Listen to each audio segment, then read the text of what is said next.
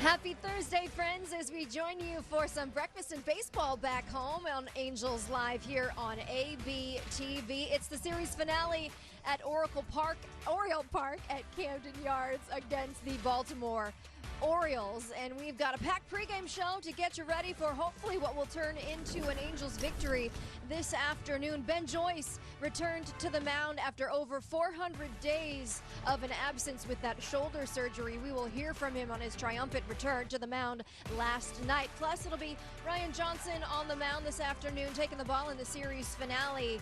A great time out against the O's when he saw them back in June at the Big A. We will dig into his outing. Plus, yes, Wally World, one of the faces of the Angels back in the day. Wally World captivating Angels fans as a rookie. We will dive into his journey with the Angels a little bit later. As welcome you inside the broadcast booth alongside Mark Gubiza, Erica Weston with you. We did confirm it is in fact Thursday. It is Thursday. It is Thursday. And it's Wally World's on the program. I could guarantee a text message from him at some point today. Coming instantaneously, yes. No doubt he is a friend of the show. But Gooby, the Angels need to escape the Charm City today with a win after a couple of close losses. I mean, the pitching has been pretty solid, and you just a few hits here and there, and it was a completely different series, especially game one with all the hits. And even yesterday got within one run, and then that big blast there, another pinch hit home run for the Orioles. They've done it back-to-back games. So Baltimore is playing really well, and just when you think they're done, they're right in the conversation for the wild card too. But Ryan Johnson on the mound today. Hopefully he goes out there, put up some numbers like he did against Baltimore at home at the Big A and pull out this win before going to Miami. Yeah, one of his best starts we have seen back in June against the Orioles at the Big A. As far as the pitching goes, though, Gooby, really exciting to see Ben Joyce return to the mound last night. Every time that gate opens from that bullpen, whether it's at home or on the road, it's always great to see Ben Joyce just going out there. It's a gigantic human being who throws extremely hard. 8 pitches last night of 101 plus, including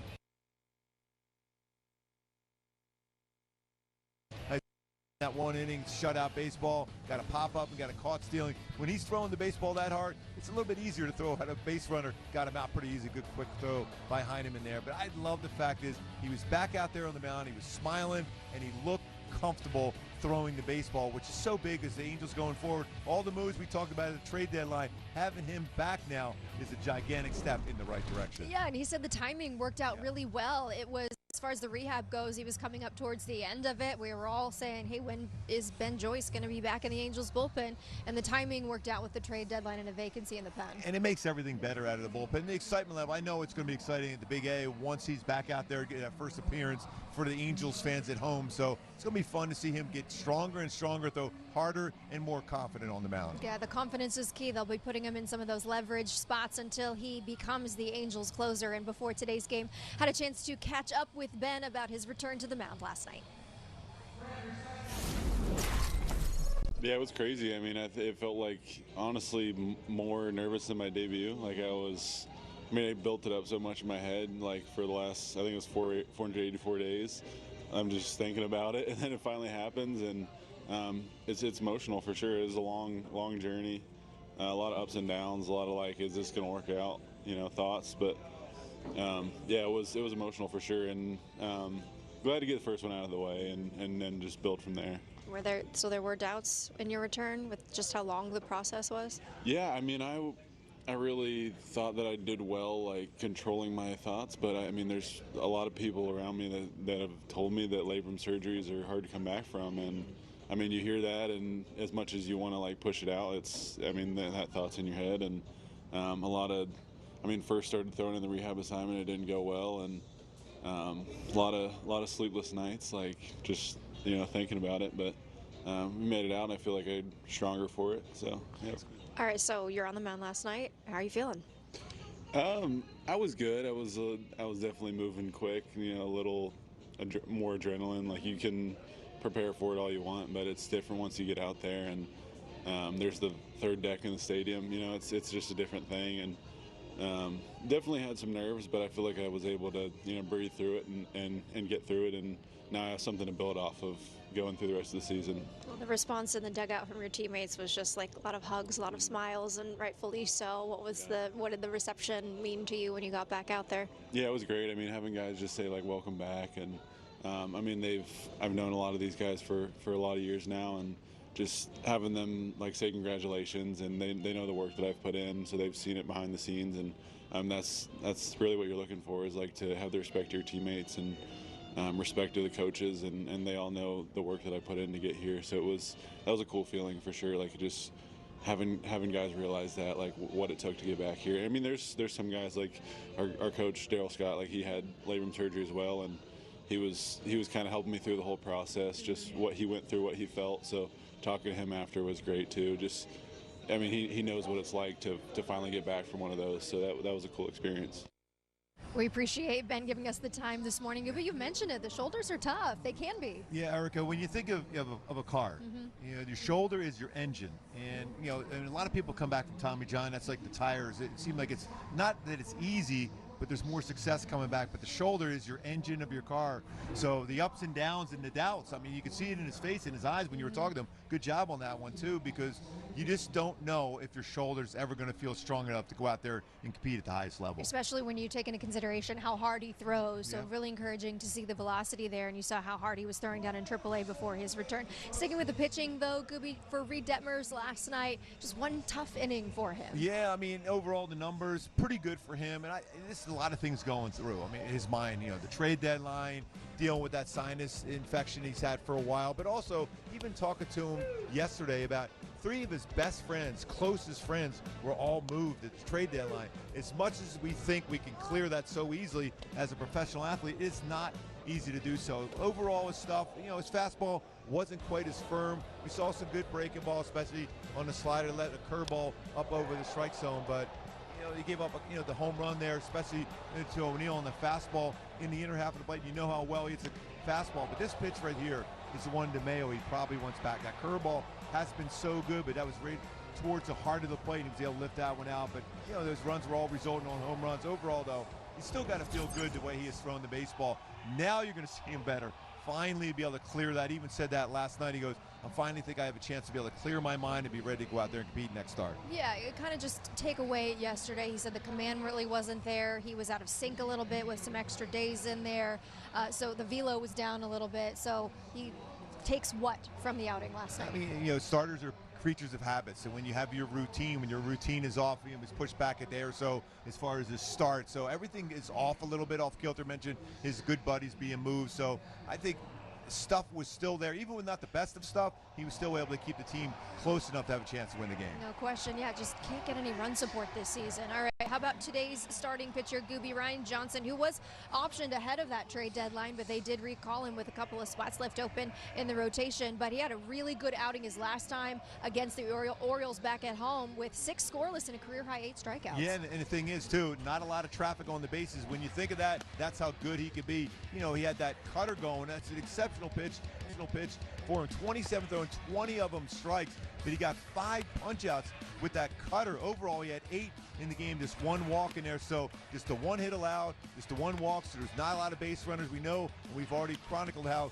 good he is when it comes to nobody on base as compared to runners on base. So that'll something he'll work on. But I love the fact that his emotions were there and that cutter was working. I think that cutter's going to be a big pitch for him today. Yeah, you don't really see a lot of the emotion out of him. We need to get some confidence back. He is talented, and he's got to find a way to get that back out there on the mound. And it's going to be interesting with Ballesteros behind the plate. The 2 kids are going out there, you know, competing against Baltimore. Is playing well now. And now they're in that conversation. Once again, this is when you thought they were out of it. They're in that conversation for the wild card race. Both of them trying to find their footing. Let's see if they can do that for the Halos this afternoon. Stick with us. Just getting warmed up here on ABTV ahead of the series finale against the Baltimore Orioles at Camden Yards. Wally World, what an unbelievable run he had his rookie year with the Halos. We'll dig into Wally Joyner and his history with the Halos. That's next on ABTV.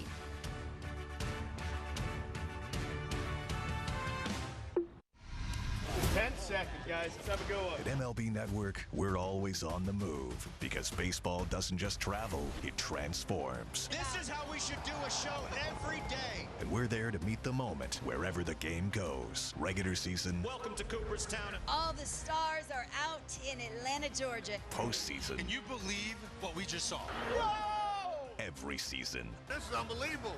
This is MLB Network, the home of baseball. The journey. It starts here, on the fields where dreams begin. Every swing counts. Every step matters. Every moment inspires. The fundamentals today, the possibilities of tomorrow. Pitch, hit, and run. The journey starts here. Scan the QR code to sign up today. Guys, stop what you're doing and head over to Fabletics, because right now everything is 80% off, including shirts, tees, polos, and shorts, pants, joggers. Perfect for the gym, office, or golf. Get 80% off everything right now when you sign up as a new VIP, only at Fabletics.com.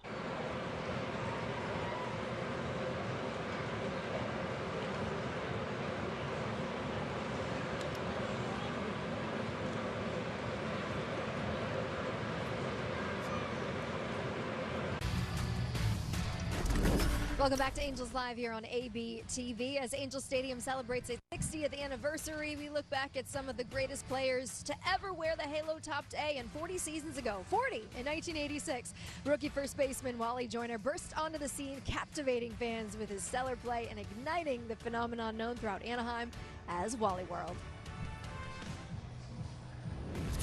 You don't realize what's happening to you while it's happening.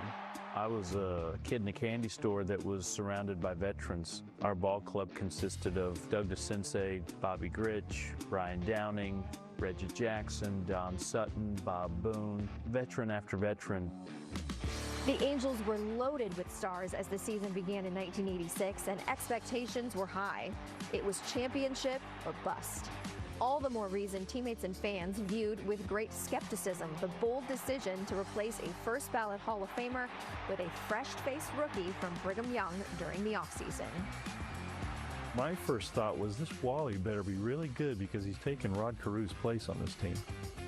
But sure enough, you know, he started off like a ball of fire, and he made believers of a lot of people, not only on the team but in Orange County in his first month of the season. And it just turned into a phenomenon all of its own. We were playing the Tigers, and my first at bat, I'm walking up to hit, and out rolls this huge sign in right field that says, "Welcome to Wally World," and it stuck. The movie Vacation may have inspired his nickname, but his play on the field was real-life amazing. Fans fell in love with his sweet swing and humble approach to the game, rewarding him the first rookie ever to be voted in as a starter in an All-Star game. I was embarrassed because Don Mattingly, who was a hero of mine, was the MVP the previous year of the league. He had yet to play and start in an All-Star game, and all of a sudden here's this kid with zero hair on his face that was starting. Wally's roller coaster ride took a steep turn 2 weeks into the second half of the season when he fouled the ball off his shin in consecutive at-bats. Externally, the injury healed, but internally was another story. We couldn't put our thumb on it. We didn't know what it was. A lot of people said, well, you're not used to playing every day. You're a rookie. Made sense. Day games drained me. So I just continued to play. 20 home runs and 70 RBIs in the first half, just 2 long balls and 28 RBIs in 67 games in the second. Something was very wrong, but they wouldn't learn what until the playoffs began. In the first 3 games of the ALCS versus Boston, Wally had 5 hits, including a homer in 13 at-bats. In game number 3, I twisted my ankle. Went home that night. Middle of the night, I had flu-like symptoms. I was sweating. I was cold. The next morning, I jumped out of bed and I put weight on my right leg and I collapsed because it was so painful. And I looked down and there was red streaks going up my leg. I went to the hospital. They told me I had staph infection. They lanced my leg, they had to drain it, and I missed the last 4 games of the playoffs, and it killed me. As a player, as a rookie, as a guy that dreamed about baseball, and as a guy wanting to be in that situation, there wasn't anybody that wanted to do it more than I did. As fantastic as it began, the end of the 1986 season was tragic for Wally and the Angels. After being up 3-1 in the series, the team would lose the final 3 to the Red Sox. Wally would belt 34 home runs the next season, but his numbers would tail off his next 4 in Anaheim. Personally, I regret how it ended. I wish it would have created an opportunity for me to play my whole career with the Angels. We had somebody negotiating with Wally Joyner. We thought the deal was done. And then something happened, and the next thing I know, he said, "I'm not coming." And the press blamed it on me. Wally did not blame it on me. As a matter of fact, he was very apologetic when he saw me the next time and said, "I don't know where they got it, that I was angry with you. It was something else." And so it's spilt milk, and Wally and I hugged today. But that was a contentious situation for us. You know, it was hard. Wally has been a fixture in Anaheim from his rookie year on. I think that was the beginning of the turnover that was happening. Wally ended up signing with Kansas City. When he left, felt like a big piece was gone. He would play the next 9 seasons with the Royals, Padres, and Braves before returning home to Anaheim to close out his career in 2001. 15 seasons had come and gone, but the memories from that magical 1986 season were fondly remembered. The Angels will always be my favorite team. They'll always be an incredible big part in my life and in my heart. They gave me my first chance. It's something that you should never forget. I won't forget that. It didn't end up like Cinderella, but it's ended up pretty good.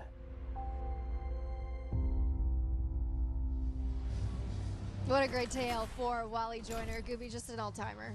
You know, competing against him early on, then being a teammate there with him for 4 years in Kansas City. All-time great guy. The best fielding first baseman I've ever played with. Every throw at first base was perfect, right at the belt.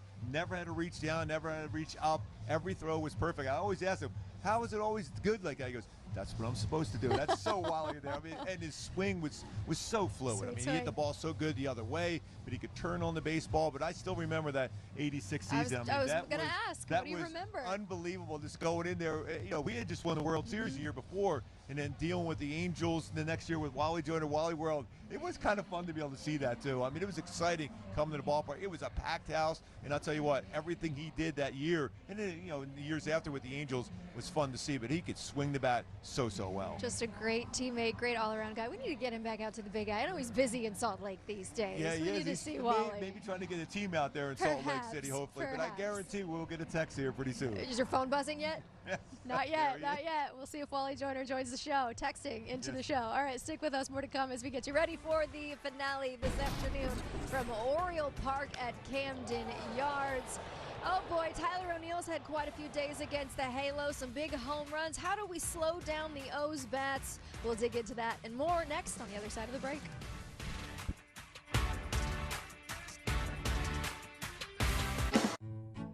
Cooking a dinner my whole family can enjoy is a piece of chaos.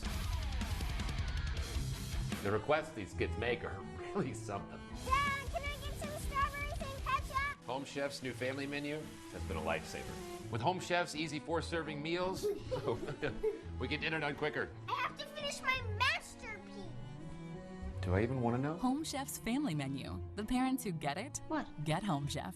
Get 18 free meals at homechef.com. With hands-free Skechers slip-ins Go Walk 8, you just slip in and they're on, with no bending down and no touching. They feature Skechers air-cooled Go-Go-Mat cushioning for astounding comfort. In fact, they're so comfortable, you'll probably discover you'd rather just walk.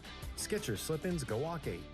They ask me, with or without? You with the crew? You from the D? Where'd you go to high school? Your dad put you in brown and gold? You see Skins go? You get your Dodger dog? You take the 7? Siempre 305? You see Big Dumper 60? Do you see him put Vladdy in the jacket? You here for 17 and 22? Where were you in 16? Where were you in 23? How about 40-70? You see Judge's 62? Shohei's 50-50. Think you can beat the freeze? But they never ask who my team is. They don't have to. It's right here. Cut from the city. Visit MLBshop.com.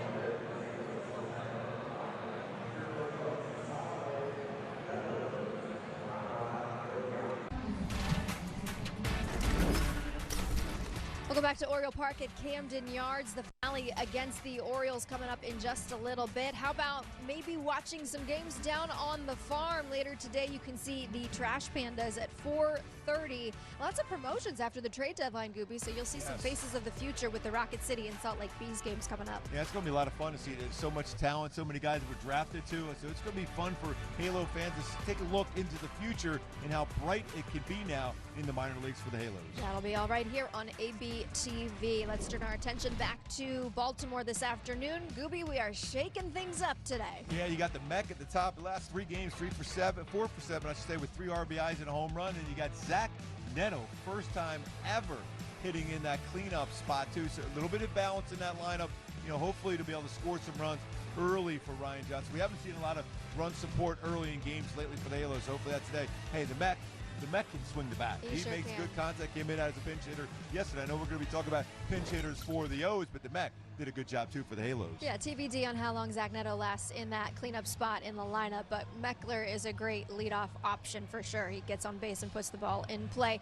But enough with the pinch hit home runs for the Orioles. Tired of that. Back-to-back games, we have seen guys come in, 28 RBIs, pinch hit RBIs for the Orioles this season. Yeah, and you go back to it, just as the Halos get back within 1 run of games, as they've had those big hits. You know, O'Neal, he's got incredible power. He crushes fastballs exceptionally well, so you got to really be careful with him. He's on the bench, by the way, again today, so make sure you keep him on there, get a big enough lead. And then Tavares hit that one out too. A slider that stayed middle part of the plate, so they're looking to do damage for a club that's been really successful pinch hitting in general, back-to-back games for the first time since 1980. Yes, I was going to make sure that you mentioned that. May 28th and May 30th. I don't know what happened on the 29th. 1980 was the last time. That's just a few years. Just a couple. I'm glad you did the math on that last night. It made you feel really good, I'm sure. Yeah, made me feel really old too, that's for sure. All right, stick with us. Getting closer to first pitch. Ryan Johnson gets the ball in the series finale this afternoon. We will hear some pregame thoughts from the Angels manager Kurt Suzuki next, ahead of Game 3 against the O's. Join your favorite on-air personalities for unique perspectives, in-depth interviews, and untold stories from on and off the field. The MLB Network Podcast, presented by New Balance, Saturdays on MLB Network and wherever you get your podcasts. Every game night is a chance to go big with MLB Big Inning. Join Matt Yatloff and Greg Caserta on baseball's only nightly show that brings you the biggest plays of the night. Strikes him out. No one stacks more clutch plays into one live show with up to 4 games on a single screen. Out of here! He is on fire. It's a walk-off winner. Change up game night with baseball's biggest game changer. MLB Big Inning. All season.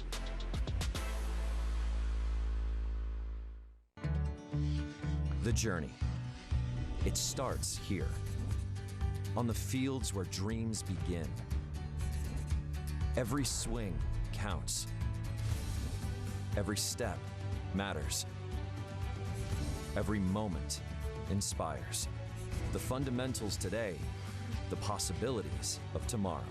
Pitch, hit, and run. The journey starts here. Scan the QR code to sign up today.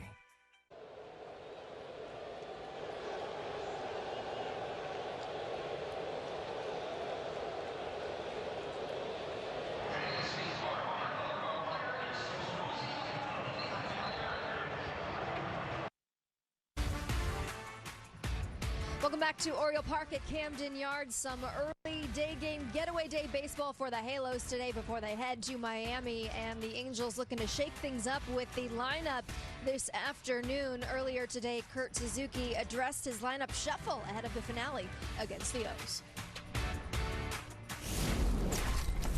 Really just trying to mix things up a little bit, obviously. Try to get something going and change it up. But, I really like the way Meckler's been swinging the bat and, kind of what he's been doing. And maybe, just change it up that way to see if we can get something started. But really nothing. I mean, I kind of like, obviously, Soler's gone, and maybe Neto in the 4-hole cleanup spot, might... just like I said, try to be creative and try to do some different things. Yeah, you moved him down earlier in the year, only lasted maybe 3 games or so. Is this another temporary situation, or how do you see it playing out? I think we'll take it day by day, but I think we just kind of see how it plays out, and maybe against lefties he goes back to the top. I don't know yet. I just feel like, just now is the time to, try to get creative and try different things. I know he's grinding. How much a part of that do you think is he thinking about number 20? I don't think it. I think he just wants to be successful. I think his personality, he wants to be the best player that he can be, and he's going through a process now and learning and all these type of things. So, really, it's just him just trying to be a perfectionist earlier in the year. That sometimes it can be tough in this game at this level. So, I think his talent and all that stuff, we all know that. It's just him just staying with the process and understanding that, it's going to be, a learning process throughout his career. Speaking of learning, obviously with Ballesteros, there's going to be some learning as far as catching position is concerned. We knew we were going to see him behind the plate at one game this series, but with RJ kind of trying to find his footing, and same with Ballesteros, why the matchup with them today? Yeah, Ballesteros is going to catch, and he's excited to catch. He's talking to him the last couple days. He seems like a very smart guy, and he's very eager to learn, and really I really like that. It's obviously, I was there at one point, and I really feel like he has that personality where it's going to be a smooth transition, and I'm excited to see him catch today. I don't want to overwhelm him with too much information. I want him to just see him go there and catch. All right, let's see what this Angels lineup can do in the series finale against the Orioles. That's going to do it for this edition of Angels Live. Coming up, first pitch from Baltimore. Last one against the Orioles. Wayne and Gooby on the call. Enjoy it. We'll see you throughout the day from Baltimore.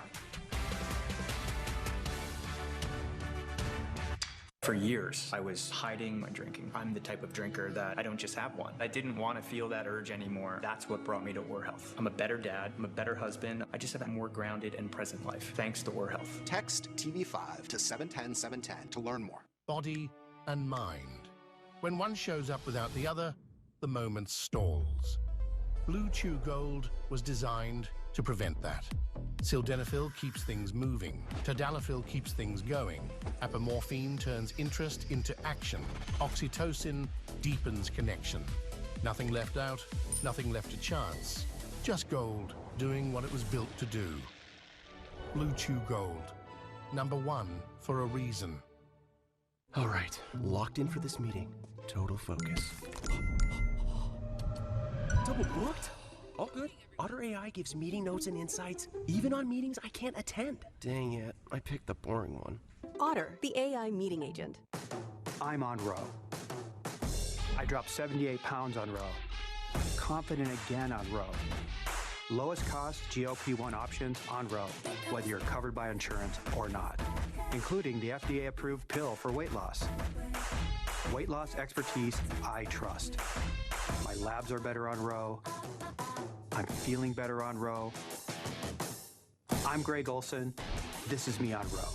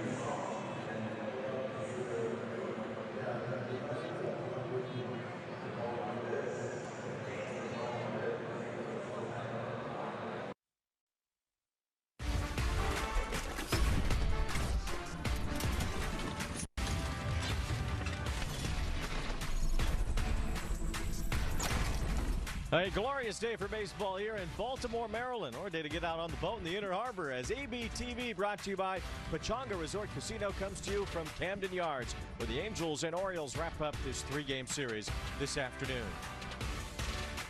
Now, good morning as we welcome you to our broadcast along with Mark Gubas. I'm Wayne Randazzo. And Gooby, the Angels have played some close games in this series but haven't been able to close them out. Yeah, to see that big hit in there. The pitching for the most part has been pretty solid, giving them a chance to win, but just looking for that big hit. Hopefully that happens this afternoon. Now the Angels will try to get it done against Baltimore starter Brandon Young. Meanwhile, it's Ryan Johnson on the mound for the Angels here today as they try to avoid the sweep. Yeah, he needed to get back to being the guy that he could be when he faced Baltimore earlier in the season when he went 6 shutout innings. But there's a lot to like about Ben Joyce being back in that, spotlight for coming out of the bullpen last night, too, though. We saw the volunteer fireman make his return to the mound yesterday.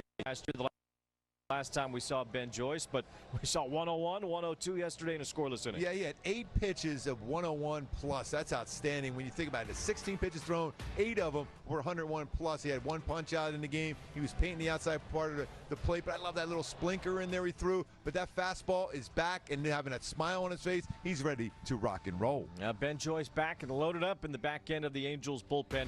See if they use him in a situation to hold the lead here this afternoon against the Orioles. Finale of this series coming up. When it comes to Join your favorite on-air personalities for unique perspectives, in-depth interviews, and untold stories from on and off the field. The MLB Network Podcast, presented by New Balance, Saturdays on MLB Network and wherever you get your podcasts.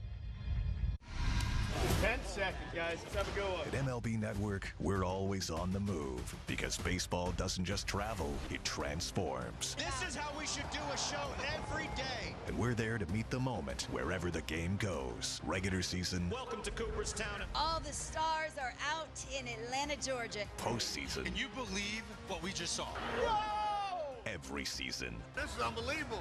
This is MLB Network, the home of baseball. The MLB app. Yeah, it's got game.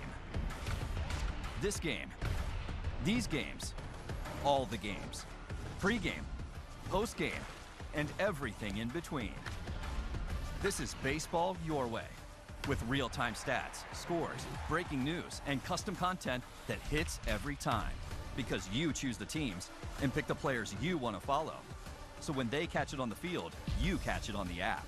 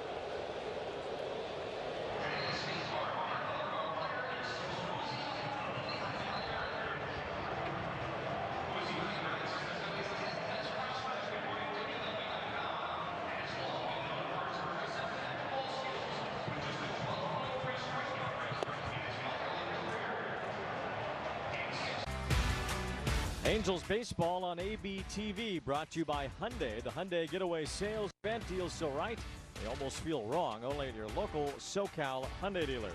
By Jack in the Box, Jack's new Philly-style bonus Jack combos, shaved steak, grilled onions and peppers, and melty cheese, starting at $5.99. And by StubHub, a proud partner of Angels baseball.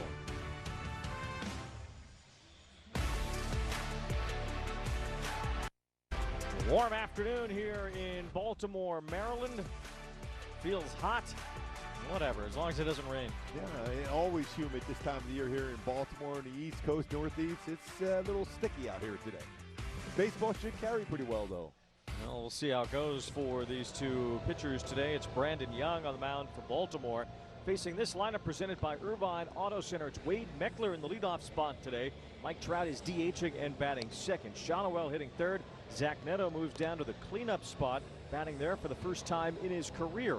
Vaughn Grissom is at third base. Ballesteros behind the plate today, catching for the first time as an Angel. Jose Siri in center field, Josh Lowe in right, and Oswald Peraza at second base against the right-hander today. Brandon Young on the mound for the Orioles, who has turned the corner from where he was last year. And he's really, over the last number of starts, he's really turned it on too, especially the little differences as far as his splitter. 8-2 with a 3.31 ERA. My go-to is to have success and score some runs against him today, especially early in this game, is elevate that splitter above the knees. 291 batting average, a slugging percentage over 400, and you can bring that up in the zone, but bring the fastball into the heart of the play. 7 home runs allowed versus his four-seamer so far this year. And the defense behind him, he's around the strike zone quite a bit, so it's going to be a challenge as far as that defense. Cowser out in center field has been really good. Hasn't played a ton, especially against the left-handed pitcher, but he's got 3 defensive runs saved, 1 outfield assist. Beavers and Tavares around him in the outfield. A pretty spacious outfield here in Baltimore. Especially for the left fielder now. You almost feel like you need a center fielder type in left with how deep it is out there. Although not as deep as it was a few years ago when they originally moved the fence back, as Wade Meckler takes ball 1. And here's a guy in Meckler who is in the leadoff spot today. He's batting over 300, especially so against right-handed pitchers. And you might as well get as much as you can out of Meckler for the rest of the season. He really should be in there most days. Yeah, I mean, he makes good contact, has a good idea of the strike zone, especially in this ballpark here, because when he turns on a baseball, it go a long way. We've seen that with his 3 home runs, just pull the baseball, get it up in the air here, and get it out. 2 balls and no strikes on Meckler. Does have a few home runs as he gets this one toward the left field corner. It's slicing out of play, although I don't know if Brandon Young has the resume to give up a home run to Meckler, because Meckler saves the long balls for the big stars. Yeah, you got DeGrom, you got Rasmussen, and you got the Miz. 2, 3, and 4 home run. Grand slam, 3-run home run, 2-run home run for the Met. Well, he still needs a solo shot for the home run cycle. Won't get it here. It's a ground ball right to the second baseman. Jeremiah Jackson playing there today. Throws out Meckler, and that's how things start this afternoon on a somewhat cloudy day here in Baltimore. And here is Mike Trout, who will turn 35 years old tomorrow. That is amazing, turning 35 tomorrow for Trout. Does it make you feel old that Trout's 35 now, or going to be? Yes, it does. Remember that first home run in this yard here, too, like it was about 2 seconds ago. But he was, what, 19 when he first got to the big leagues. As a foul tip is into the glove of Pozo for strike 1. But, things happen fast, and Mike Trout has gone from a teenager to a guy who's in his mid-30s now, while wearing that Angels uniform and stacking up a Hall of Fame accomplished record along the way. No balls and 2 strikes as Trout has started to have trouble again with that high fastball. Yeah, and he's seen a lot more fastballs again. The first half of the season, he was hitting the fastball really well. He was crushing it. Since coming back from that injury, he has not had the same thunder that he did earlier in the year. Still a little bit of a step back. There's times you don't see that step back, but I saw a little one there from Trout. He homered in his first game back, coming off the injury list on July 8th. He has not hit a home run since. He only has 2 RBIs since then in a span of 20 games. He and Neto both have kind of slumped together as Trout takes ball 1, but Neto's moved down to the cleanup spot today instead of hitting leadoff, and it's Trout remaining in that 2-hole as the DH here this afternoon.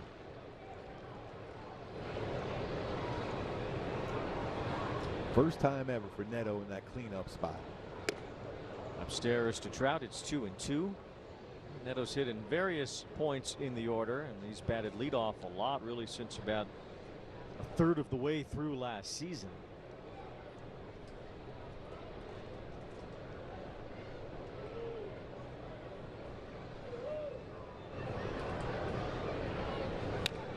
But Trout really trying to make that full count happen again. Yeah, he was trying to, but he was trying to hit that one out the right center field a long way. That was a good swing on that one. That fastball was down just a little bit lower. Seems inevitable that 3-2 is about to be upon us. Nolan Shonowell waiting for his turn. And there it is. Full count. It's automatic for the people. It just 0-2 to 3-2. I mean, how many times has he done that? We know how many 3-2 counts, but incredible how many 0-2 to 3-2 counts. Just fouling up enough pitches to get to 3-2. Now we're going to see the result of the at-bat. And for Trout, it's a strikeout and another high fastball. Boy, he tied him up there with that fastball, too. That was a perfect spot. You can't throw that fastball any better than that if you're young on the mound, especially against Trout. Even if he makes contact, it's not going to be hit well. It's on the inner half of the plate with some run to it at 95. So 2 up, 2 down here in the first. Nolan Shotwell is the batter down. Brandon Young, a 27-year-old right-hander out of Lumberton, Texas. The only other big leaguer that went to Lumberton High School besides him was Clay Buchholz, who had a pretty decent career. Yes, he did. Brandon Young was not drafted, but he came out in the 2020 college season out of Louisiana Lafayette. There's only 5 rounds that year because of COVID, so Young was undrafted, although not your typical undrafted player in that regard. Clay Buchholz to a no-hitter in school. He certainly did. No balls and a strike. And Shotwell with a ground ball to the shortstop. That's Jackson Holliday playing there today, throwing out Nolan. 1-2-3 in the first for Young.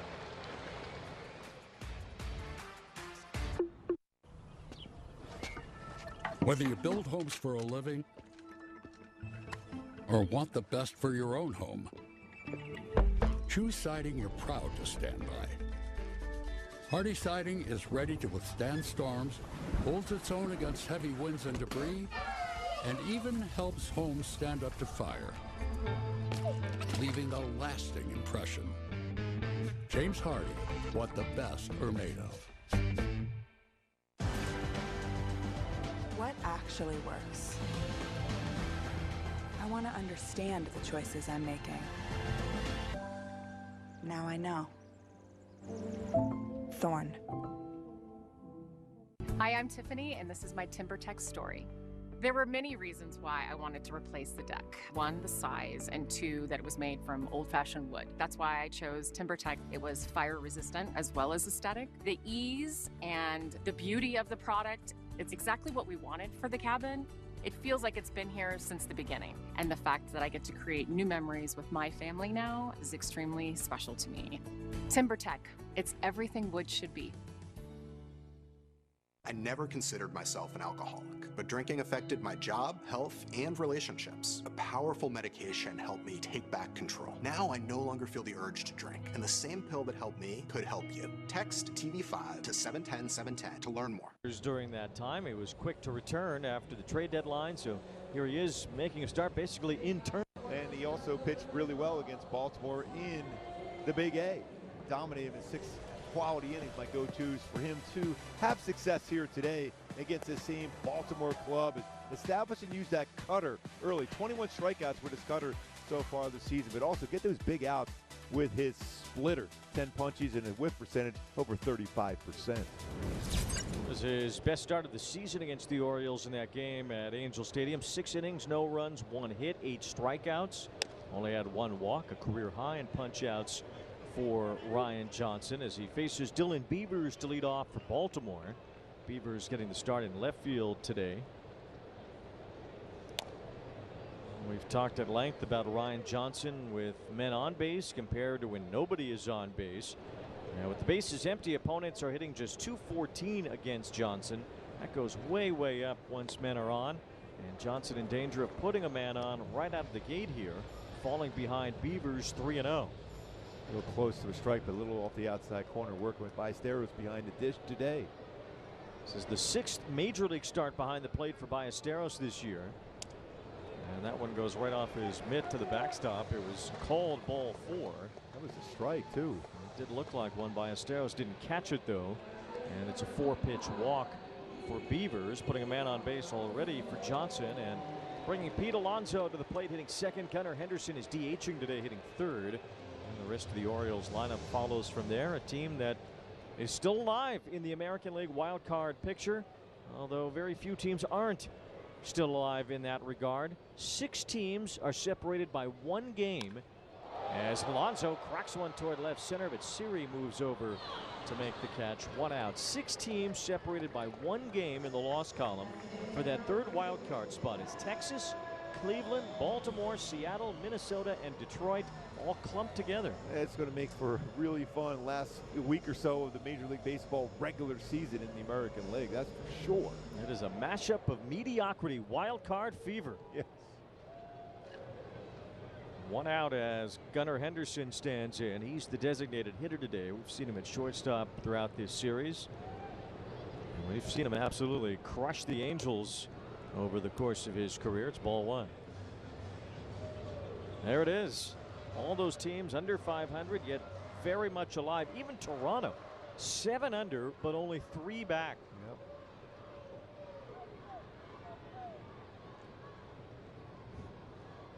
And really, the Yankees and Red Sox propping all that up. If you include the West and Central divisions, only the first place teams are above 500, and even then just barely. The White Sox are 5 over, leading the Central. Houston is 2 over, leading the West. Unreal. But you think what happened, just a few weeks ago with Boston, they were 10 games under or worse, and then all of a sudden they are the best team in baseball going right now. They have won 30 of their last 35, the best 35-game stretch in Red Sox history. Kind of reminds you of that 84 Tiger team. They were, what, 35-5 in 40 games. That was at the very beginning of that season. 2 balls and 1 strike on Henderson. As that misses downstairs, and at this point, the American League East, Tampa Bay has a pretty decent lead, but can't feel that comfortable as the Yankees still have a lot of their thumpers on the injured list, and the Red Sox are playing the best of any team in the sport right now. 3 balls and a strike on Henderson. Runner going, and it's another walk. Defense behind Ryan Johnson today. Ballesteros behind the plate here. He's thrown out 1 base stealer in 3 attempts, but also, did you mention earlier, Wayne's 6th start this season behind the plate, trying to get acclimated with all this pitching staff so quickly since that trade just a few days ago. Not an easy task to do, especially when you haven't done a lot of catching, but he has some veterans around there behind him and Darno to help him out. That first inning, though, for Ryan Johnson is that feel for his pitches. So far, it doesn't have that feel yet. Just 92 miles an hour on that sinker to Christian Encarnacion Strand. And Johnson needs that velocity to play up a bit more to be effective with everything else. It's still, every time I think about that, he was 95, 97 last year with his fastball. Because his cutter, it's going to be around that 89 to 91 range itself. Even at times I was 92. Yeah, and that's why he needs that velocity to play up. Because everything's kind of similar as far as speed. The sweeper, though, is the one pitch that separates the speeds. Ball hammered foul on a 91 mile an hour fastball from Johnson. And his sinker has been hit extremely hard. A .411 batting average against his sinker this season. Doesn't get a ton of ground balls. It does have 4 ground ball double plays turned behind him.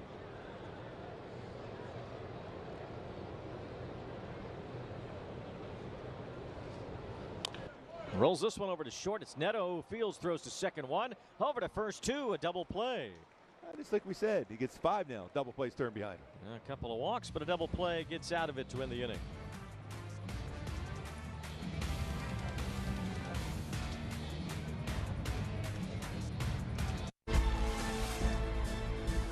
Soda's heroic era is finally here.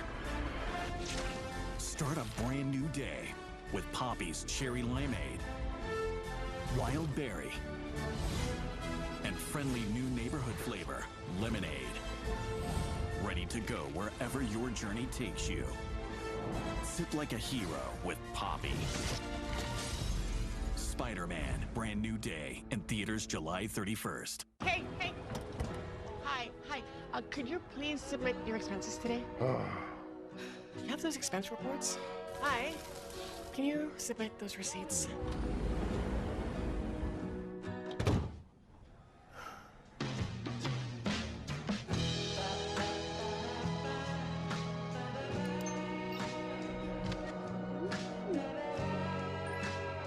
Never chase a receipt again. Ram. Love finance. People say that radical hospitality is a thing of the past. But at Tecovas, we beg to differ. We pour everything into helping you make the West your own. Come visit us and see what's in store for you.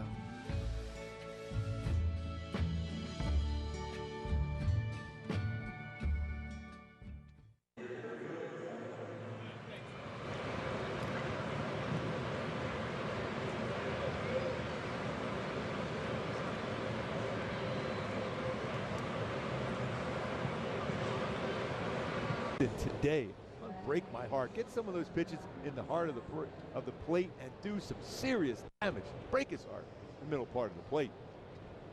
Unbreak it. Yes. Well, I wonder if Brandon Young's heart is still broken from that perfect game bid that he had toward the end of last season. He retired the first 23 consecutive batters against the Houston Astros, and he only grew up about an hour and a half from Houston.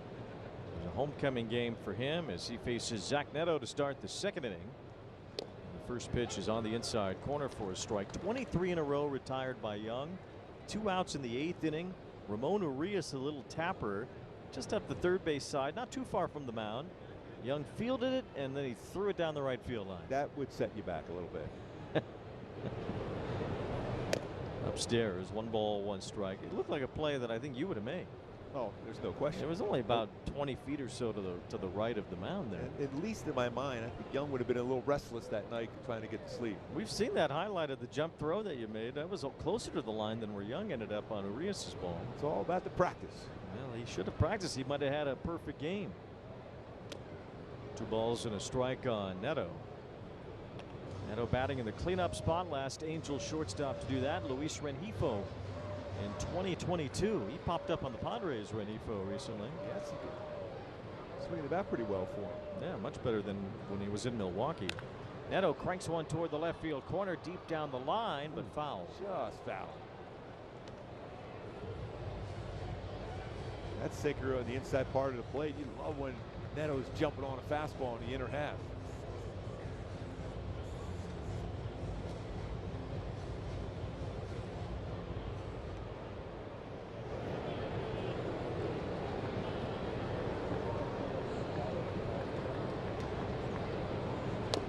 Lays off the breaking ball there to make it a full count, 3-2. Neto struck out 3 times in the game yesterday. He's up to 159 now for the year. The strikeouts, especially in the leadoff spot. Pops up this one toward left center as Holiday goes out for it. He lost it. It's in there for a base hit. So Zach Neto on a pop-up to the shortstop position in shallow left center. Jackson Holiday went out. The sunglasses on the bird there, but not on his head. Yeah. Did not see it right away. Threw up his hands. I'm going to tell you, the bird doesn't need the sunglasses on.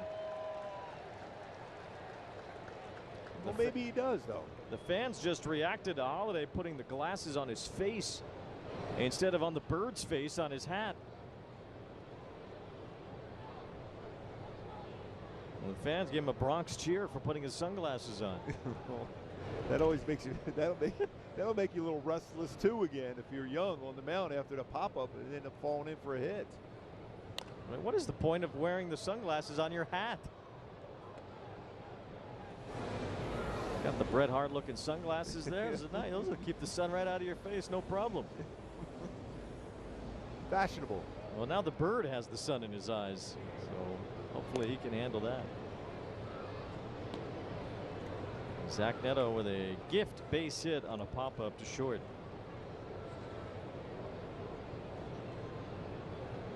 A bigger lead there too. Vaughn Grissom couldn't lay off the high fastball. 0-2. So far, he's done a nice job running that fastball above the strike zone. He was able to strike out Trout on an up and in fastball. You got to bring that down to the heart of the plate. That's where you see the power against him with 7 home runs allowed. Neto with 14 stolen bases, also has been caught 10 times. Only Chandler Simpson of the Rays has been caught more in the American League.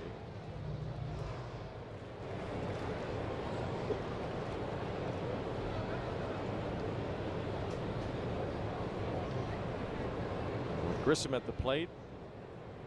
I think you got to take chances here, Wayne. You got to push the envelope here, try to steal a bag or two. Especially with this team not scoring. The Angels have had a rough time, especially lately, scoring runs.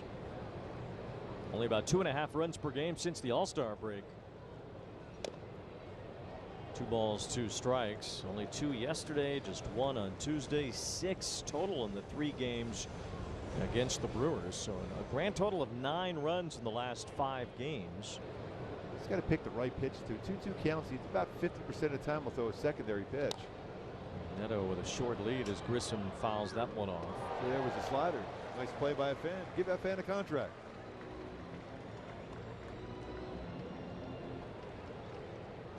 Well, if you have the sunglasses on and the glove on, you got a shot. Neto with a bigger lead now at first. 2 balls, 2 strikes. As Grissom, it's a little bouncer. This is the same play. And Brandon Young miffed it again. I think if you're looking at your Halos now, you got to make him field the baseball today. You might want to try a bunt or 2 against him. It was the same play that broke up his perfect game last year. Almost in the exact same spot. Way to bring it up to the baseball gods, Wayne. Well, last time he threw it down the right field line. This time he didn't throw it at all.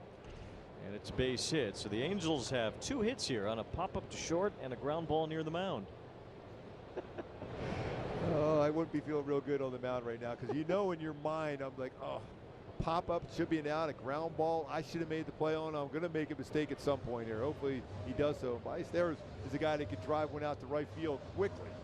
This is where you want to see Ballesteros against a right-handed pitcher. He has wrecked righties so far in his pro career. It's a little bouncer off the plate, foul, no balls and a strike. It's a bit of a trial by fire for Ballesteros as a catcher. Caught a handful of games early in the season for the Cubs. Only caught once for them at the major league level last year, and overall only 20 starts behind the plate this season between the major leagues and the minor leagues. So he has not had a lot of catching time this year. But catching today and catching for a new organization today. And he felt that splitter was coming there, and he's throwing his splitter a lot slower. Less spin to it. It's been more effective. 4 balls, 2 strikes. Moises Ballesteros. You might see another one right now. He smacked it to left field, a base hit. So Neto goes to third, Grissom to second base, and the Angels have the bases loaded with nobody out. That was a real good swing on that splitter. It was upstairs just enough. Didn't have much of a drop to it. Stayed out over the plate, and a good swing. This guy is a legitimate line-to-line hitter. Yep. Seen his swing, and he saw it in spring training. We saw the Cubs did that nice warm weather we saw. It's a little bit of an opposite direction as far as the weather. Last time we saw him in Chicago as compared to here. It's just off the plate to Jose Siri. Yeah, the wind chills were in the 20s for those last 2 games. The Angels and Cubs played in late March. The real field temperature here in Baltimore today is 93.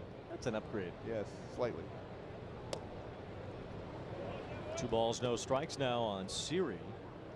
Hit a home run last night into the birdbath area in left center. Should get a pitch right down the heart of the plate right now. Himself in a count where he has to throw a strike. The base is loaded.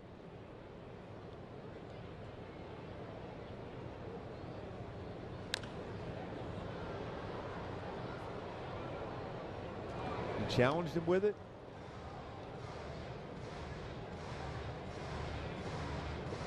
Balls and a strike now on Siri. 3 straight hits to start the inning, although at least one of those could have been an out, if not 2 of them.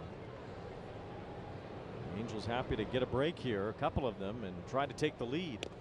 Siri late on that fastball, 2-2. And that good 4-seam fastball upstairs again, slightly above the strike zone.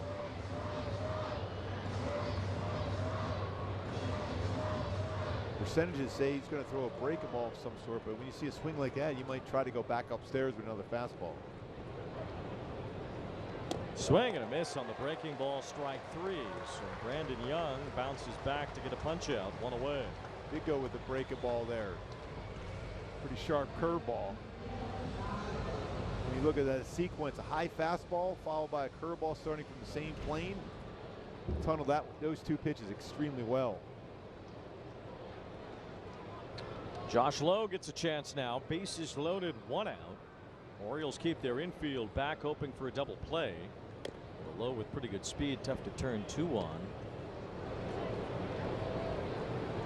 Lowe has a grand slam this year. Angels have 6 grand slams from 6 different players. And a very inviting right field here at Camden Yards. It's a grounder foul. Josh Lowe has not hit into a double play this season, so Orioles hoping to have a 1 in 200 chance here, I guess. If you pull one down that line, it's 2 runs easily. A lot of room down that right field line. Count 1 ball, 1 strike. Swing and a miss, 1 and 2.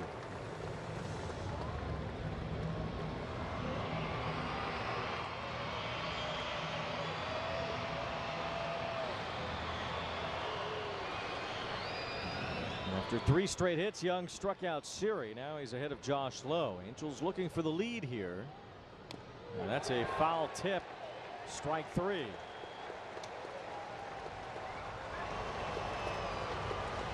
Two outs. Well, we saw Grissom get that infield hit on a ball that looked very similar to the way Brandon Young locked his perfect game in the 8th inning last year against the Astros. They almost the exact same spot. That is one heck of a way to lose a perfect game. And here's the one today. This was a similar spot, and they didn't even come up with this one. The strike to Oswald Peraza, batting in the 9 spot today and playing second base. This is so important to get a hit here, get this run home, or 2. 2 outs. And a swing and a miss makes it 0-2. Peraza did not get the start at second base yesterday with the lefty Trevor Rogers on the mound. Instead, the left-handed batting Adam Frazier did. Today it's the opposite. No Frazier against the right-hander, but Peraza back in there. And you can make sense of that. 0-2. The ball in the dirt is stopped by Pozo. 1 ball, 2 strikes. They did a tremendous job of keeping that. Was well in front of the plate too. Neto had a good secondary lead and a good read, but no chance to try to score. And how far out in front this was. Technique was perfect. Squaring the shoulders up. Neto thinking he got a shot at it, had to stop right away. That's just a tremendous job by Pozo behind the plate. Peraza lays off the high fastball, 2-2. What do you think right now as a pitcher? Bases loaded, no outs. You get 2 strikeouts, and now you got 2 strikes on the 3rd guy. How amped up are you to get out of this? Yeah, that's the thing too. You got to, you're not through the inning too. As a hitter, you got to feel he still has a mistake in him. I think there's still a pitch right here where Peraza will get a pitch to drive. 2 balls, 2 strikes. And there's a fly ball to right field. It sends back Tavares. He has room. He's got it. And the Angels, with a couple of gifts to get men on base in this inning, leave them loaded.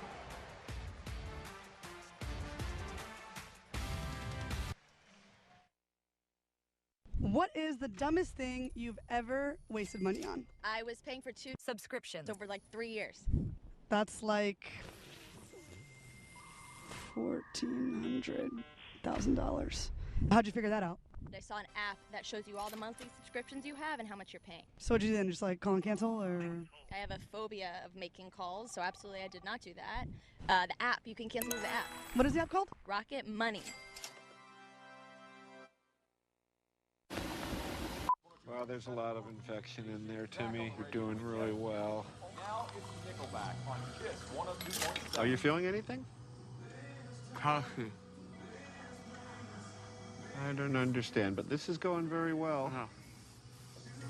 Coffee. Coffee? Coffee. Coffee. Coffee? Coffee? What's coffee?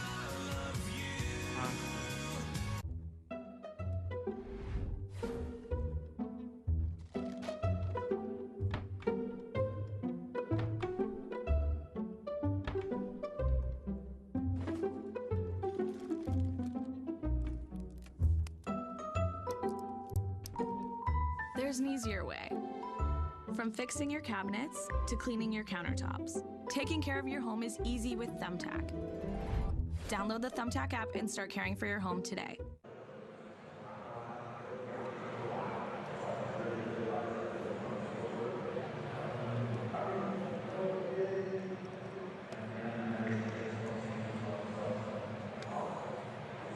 Who made his return to a big league mound for the first time since April 8th of 2025. Lots of smiles in the Angels dugout in his return last night, but I talked to him before the game today, who admitted to me, yeah, there was a little bit of doubt in there because that process returning from the labrum surgery took so long, but he told me, I thought I really did well controlling my thoughts, but there were so many people around me that told me labrum surgeries are hard to come back from, and you hear that, and as much as you want to push those thoughts out, it's in your head.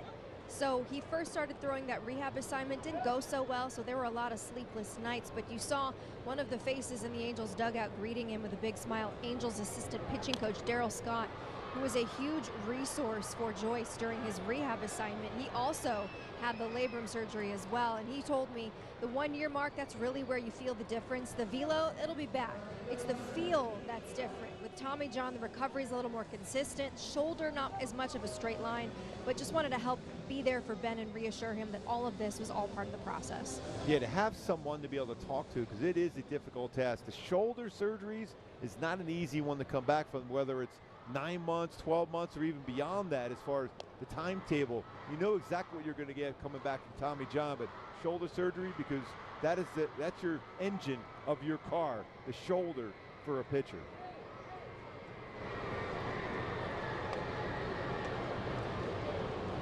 Balls and no strikes on Leody Taveras, batting in the number 6 spot today. Jackson Holliday fouled out to start the inning.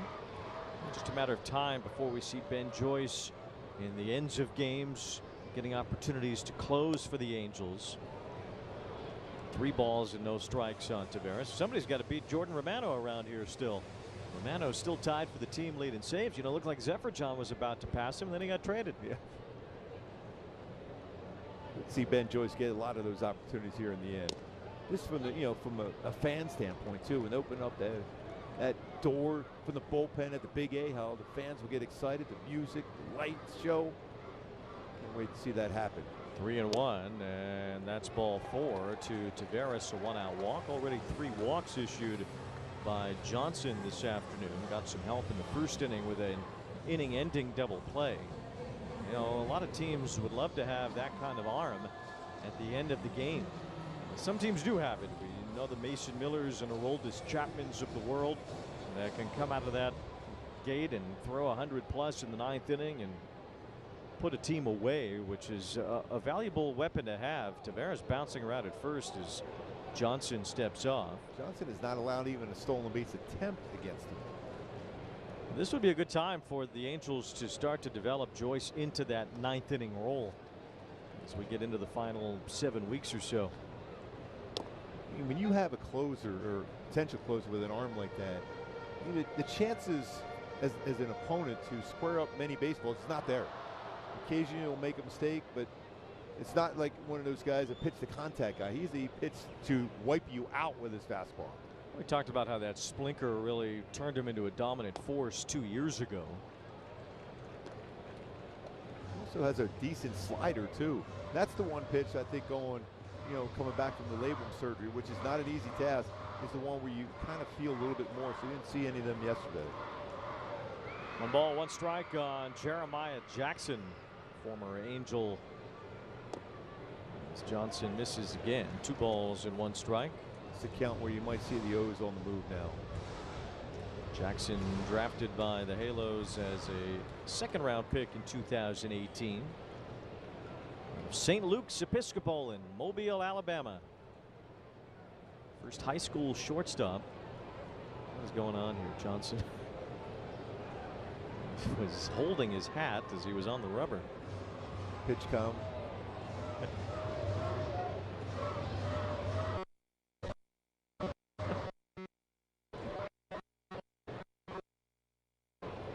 A lot of those Baltimore pitchers back in the day to walk around the hat on a pitch with the hat.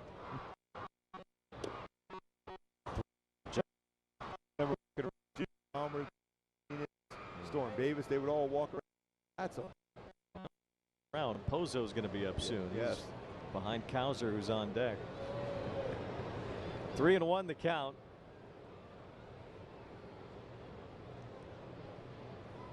Ground ball, it's sharply. It's fielded by Grissom. Throws to second one. Over to first two. Another double play. Yeah, Walker guy will get another double play. Around the horn it went, and the Angels with back-to-back inning-ending double plays to start this game. That's a real nice play by Grissom, working hard earlier today. Quick hands.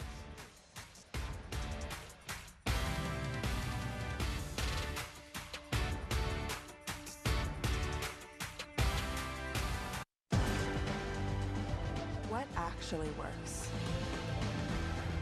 I want to understand the choices I'm making.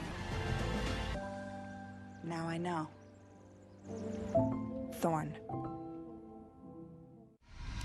10 seconds, guys. Let's have a go up. At MLB Network, we're always on the move because baseball doesn't just travel, it transforms. This is how we should do a show every day. And we're there to meet the moment wherever the game goes. Regular season, Welcome to Cooperstown. All the stars are out in Atlanta, Georgia. postseason, Can you believe what we just saw? every season. This is unbelievable. This is MLB Network, the home of baseball.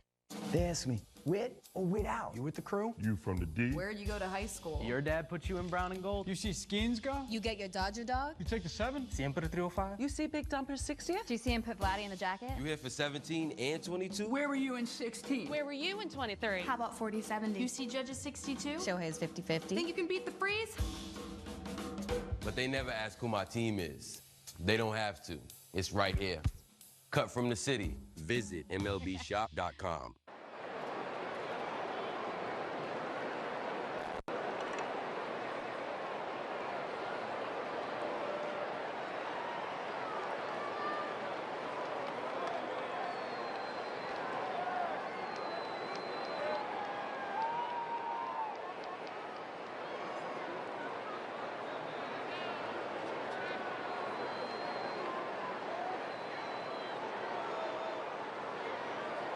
Who pitched out of a bases loaded, nobody out spot in the second. Zach Neto had a pop-up to short fall in. Vaughn Grissom had an infield hit near the mound. Ballesteros punched a base hit to left, and then Young took over from there. 2 strikeouts and a fly out to end the inning. He's behind Meckler, 2 balls and no strikes starting here in the third. On the other side, Ryan Johnson has worked around 3 walks thanks to 2 double play balls. That was a real nice play by Vaughn Grissom. That ball was hit hard. Tough little hop turned into a double play. It's right in there, 3-1. First time this year the Angels have turned 8 innings. Last year, they were a couple of years the Angels led in double. Not that number missed by Meckler. Although the is with fewer opportunities. Great job, especially when you think of the starting pitching. The bullpen has turned it around a lot better lately.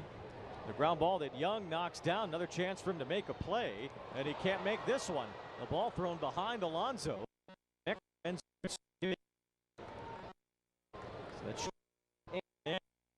Young.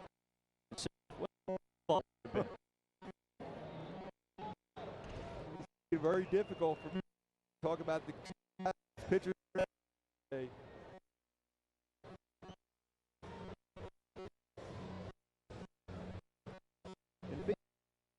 pitcher like that, especially it's off the body, you stand up to make the throw. Well, that's on flat ground. You're used to being on the incline of a mound. You stay low like an infielder would do. That way you have a better chance to make a better throw. Well, he was trying to look like Derek Jeter making that throw, but instead that ball nowhere near Alonso, and Meckler ends up in scoring position. So the Angels get another break. Infield hit plus an error. Now Trout looks at strike 1 from Brandon Young. You go back to that first game when the Halos had 11 hits and just the 1 run. Got to get those big productive hits now, especially with a man in scoring position. Trout a chance to give the Halos the lead.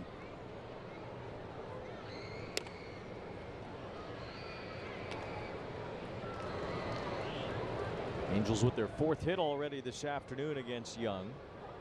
Orioles have typically swung the bats well in Young starts this year. It's a lot of run support usually. And the old saying is, it's not how you pitch, it's when you pitch. Well, he's had over 6 runs of support per 9 innings this year. That'll make you a pretty solid effort out there. That's why you're 8-2. That's why the team is 15-3 when he pitches. That's the best record for any starter this year that's made at least 15 starts. You tell that to Reed Detmers, he'll give you a nice little scowl. Yeah. Well, Young has 8 wins. Detmers with only 3. Game is going 2 balls on Crouch. Back in full. About to split.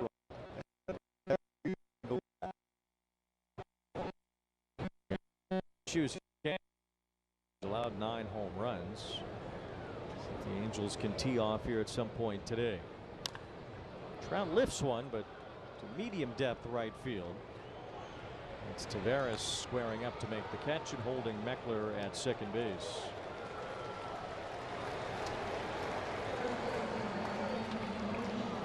So 1 out. The batter will be Shonowell. That's a good decision, Meckler. Taveras has a good arm out there in the outfield. Trout unable to get him over, get him in even. Trout only 2 RBIs in this 20-game stretch. Neto's only had 2 in his last 23 games. He's on deck. See if Shonowell can drive in the run in between those 2.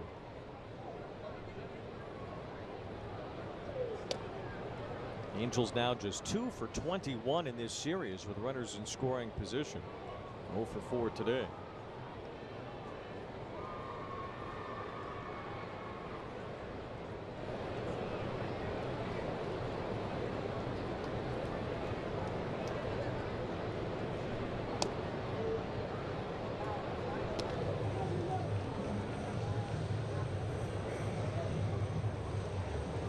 Pitch now. This is the pitch where Shonowell drives.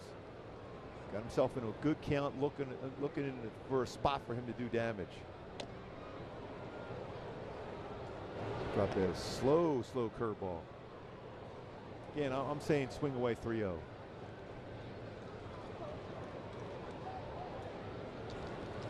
He knows the strike zone extremely well. There's ball 4, so Young with his first free pass issue today. The Angels did not draw a walk at all yesterday. First one issued today puts runners on first and second for Neto.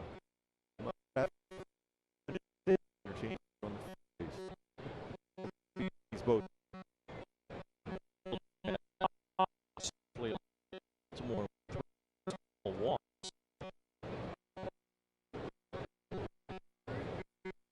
Neto.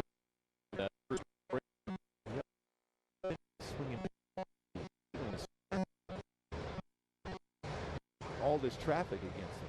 Usually his slider is the pitch that gets the most swings and misses, over 42% whiff rate this year. It looked like a strike, but Pozo caught it a little bit sideways and didn't get the call. It definitely was a strike. 1 ball, 1 strike, the count on Neto. And time is called. Both catchers in the game, they not a lot of games called this year. Pozo has bounced around a little bit, more of an organizational backup type catcher. Seen him before with the Cardinals. Good stop on that one in the dirt. 2 balls and a strike. So far he's done a real nice job. A couple pitches in the dirt. Real good job. Pozo, 29 years old. He's caught at every level. Feels like Meckler wants to go.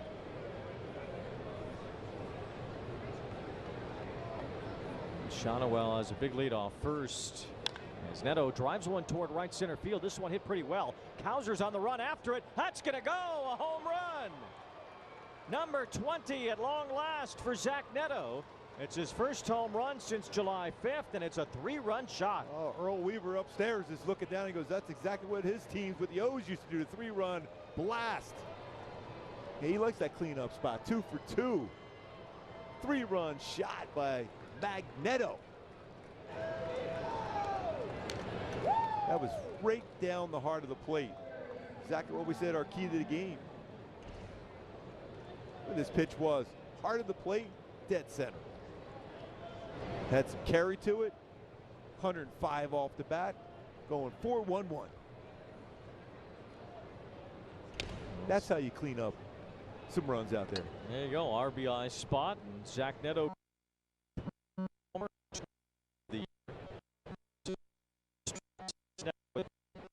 The homers, he doubles.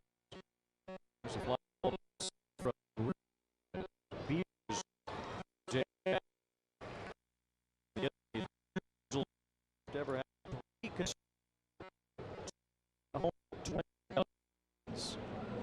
Love that swing there too from him. Even going back to this inning, really, if you're Brandon Young, you're the reason behind this. That ground ball, unable to make the play, then the walk, and then that pitch right down the heart of the plate. There's a bouncer from Ballesteros that Holiday grabs to end the inning. But a 3-run shot. Zach Neto gives him the old Earl Weaver. Yes. He was Neto.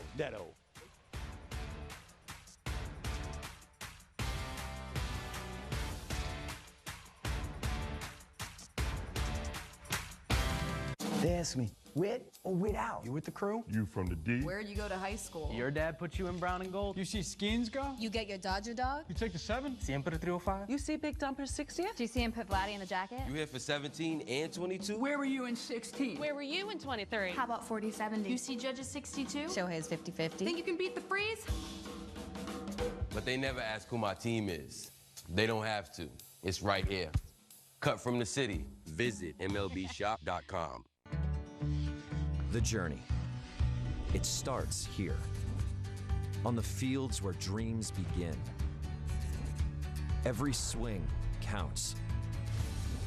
Every step matters. Every moment inspires. The fundamentals today, the possibilities of tomorrow. Pitch, hit, and run. The journey starts here.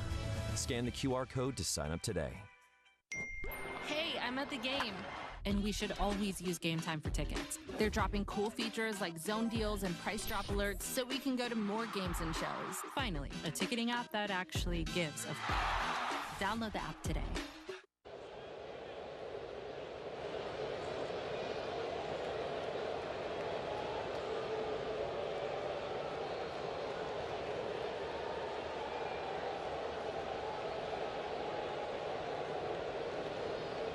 He was able to get those outs. 5 on the cutter. The splitter was solid too with the punch outs with 8 of them, 1 on sweeper. Quite a few of them well out of the strike zone too. A couple looking. It goes back to that deception he has from the full windup as compared to the stretch. Ryan Johnson, his 2 base runners in that game. Sets up traffic today so far. He's got the double play to get him through it. So far, so good for Ryan Johnson with those double play balls to help him through those 2 innings. And now facing Colton Kauser to begin the bottom of the 3rd. Johnson apparently enjoys pitching against the Orioles. Had that good start against them at Angel Stadium 6 weeks back when the Orioles were in town, and had that 6-inning performance with no runs allowed on just 1 hit. Today he's yet to give up a hit. Gets that one off the outside part of the plate. 1 ball, 1 strike on Kauser. Been doing a whole lot of swinging against Ryan Johnson so far. There's 4 swings. There's a swing and a fly ball towards shallow left. Long run. Meckler toward the line. He gets there and makes the catch. It's good jumps out in the outfield. 1 out here in the 3rd. Our Kia player profile.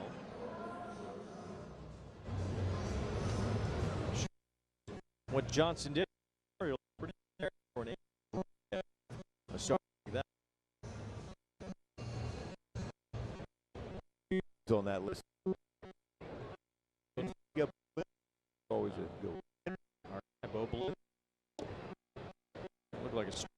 Joel the number 9. Asking Derek Thomas, what was wrong with that? It's about the third pitch so far for Ballesteros behind the plate. I thought he could have challenged. The determination of the count, where you are in the game, isn't challenged yet. It's still pretty early in the game to challenge on pitches that you're not totally confident on. I really think it comes into play too, Wayne. He's not familiar with these pitchers for the Halos yet. So doesn't really quite understand some movement, if it is in the strike zone or not. It'll take a little bit of time. And it was conversations, like I mentioned earlier, with Heineman and Darno and even Kurt Suzuki. 3 balls, 2 strikes. Still to be determined on whether Ballesteros can be relied on as a major league catcher. The Angels have used 7 catchers this year, the most they ever have in a single season in franchise history. Last few years hadn't really dipped into their catching depth a whole lot. Started to more last year, and now this year they have more than ever. Pozo sends one to deep left. Back for it, Meckler out near the wall, and that's gone. So Pozo has only hit a handful of homers in his major league career. Drives that one out to get Baltimore on the board. That sweeper right down the middle of the plate. When you look at a lot of the home runs hit, when you look at highlights, a lot of them are those hanging breaker balls that stay in the heart of the plate, and that's what happens. And Baltimore responds right away. Didn't get that shutdown inning you were looking for. Got all that one.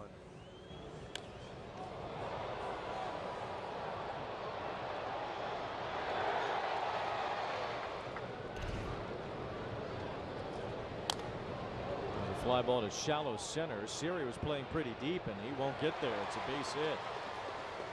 Beavers drops that one in. Siri was way back out there in center, so there's no way he was going to cover all that ground. One thing the Halos defensively in the outfield, they play extremely deep.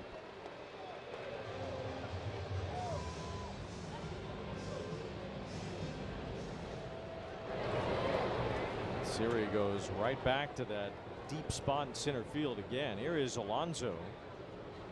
A little more worthy of a batter to play that deep for, with Pete Alonso at the plate. 23 home runs this year, and the Beavers with just 2 home runs. Alonso lined out to Siri in the first inning today.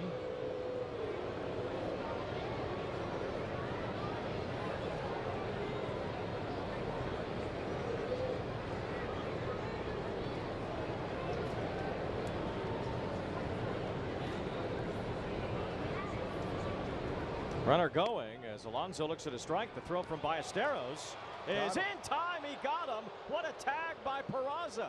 Exactly right on that one, Wayne. That was all done by Peraza, and the tag on the foot. Second base stealer that Ballesteros has caught so far this season. Ballesteros hasn't played a whole lot from the knees. Going Benito Santiago on him. But that was all the tag. All about the foot. Oswald Peraza with a great job to get that tag down, to the throw from Ballesteros. Nabs Beavers trying to steal. Now the base is empty. The count 0-2 and Alonso. This is the perfect tag on there. That's what they're taught to do now, is throw at the base runner, not at the bag. Saves you about 6 feet, really.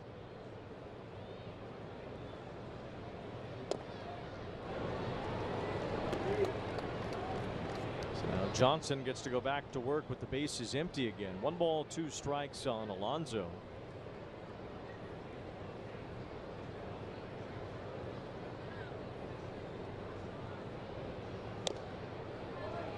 He's a little bit upstairs. 2-2. Alonso in the first of a 5-year deal with Baltimore. Signed for $155 million that the Mets did not want to give him. It's a little better fastball velocity wise, 95. There's a good one there from Johnson, 93 on that cutter.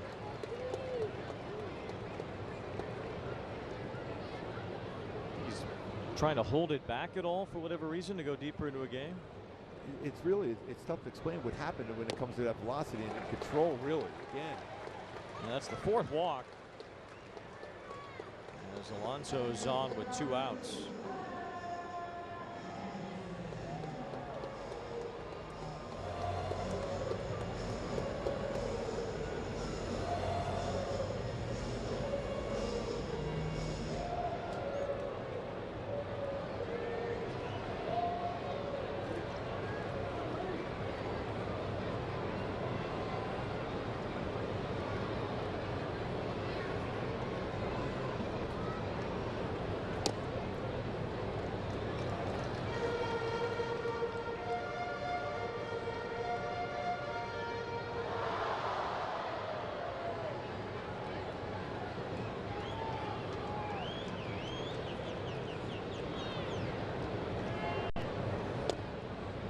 Two balls, no strikes on Henderson. Mentioned Henderson in his time against the Angels. An 1142 career OPS. The second best of all time.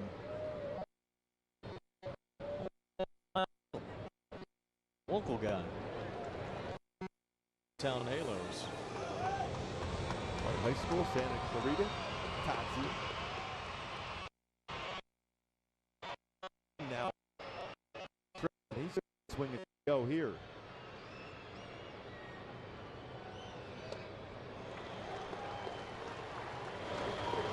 Now, Ryan Johnson has now issued 5 bases on balls in the first 2 2/3 innings.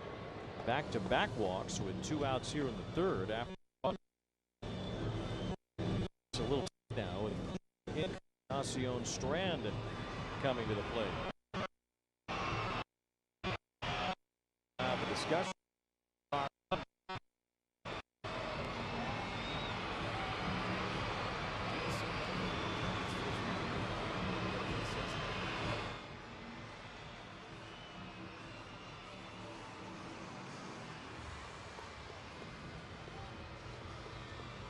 Orioles have a run home in the inning on a home run by their catcher Joel Pozo. And now runners on first and second with back-to-back walks issued by Ryan Johnson. Angels took the lead in the top half of this inning when Zach Neto hit a 3-run homer.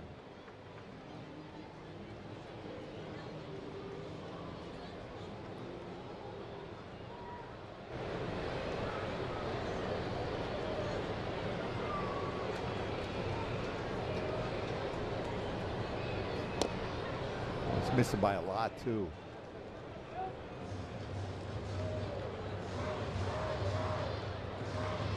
Quite a few pitches already in this game with all these walks for Ryan Johnson. Fortunately, he was able to get those 2 double plays. Swing and a miss. 1 ball, 1 strike. That was a hitter committed to a fastball or a cutter. He got a sweeper instead and a chase. Encarnacion Strand hit into a double play in the first inning as Mitch Ferris starts to get ready in the bullpen. It's a strike on the outside corner. Last time Johnson saw the Orioles, he reached a career high with 8 strikeouts. Today he's reached one with 5 walks. He hasn't had a punch out yet. This would be a time to get that first punch out. It's a strange line, but Baltimore only has 1 run thanks to a homer. The walks have not bit Johnson yet other than running up the pitch count. 1 ball, 2 strikes on Encarnacion Strand and a foul away. Even the pitch count's not terribly high for having 5 walks. No, I know. It's because of those 2 double play balls getting 4 outs with 2 pitches. That cutter, it's a dangerous spot for a guy that hits the ball hard.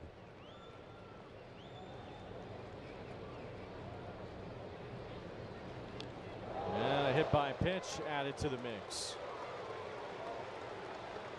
Ryan Johnson has been extremely wild. He has walked 5. He has now hit a batter. That was a splitter he missed by a lot with. Great on the thigh.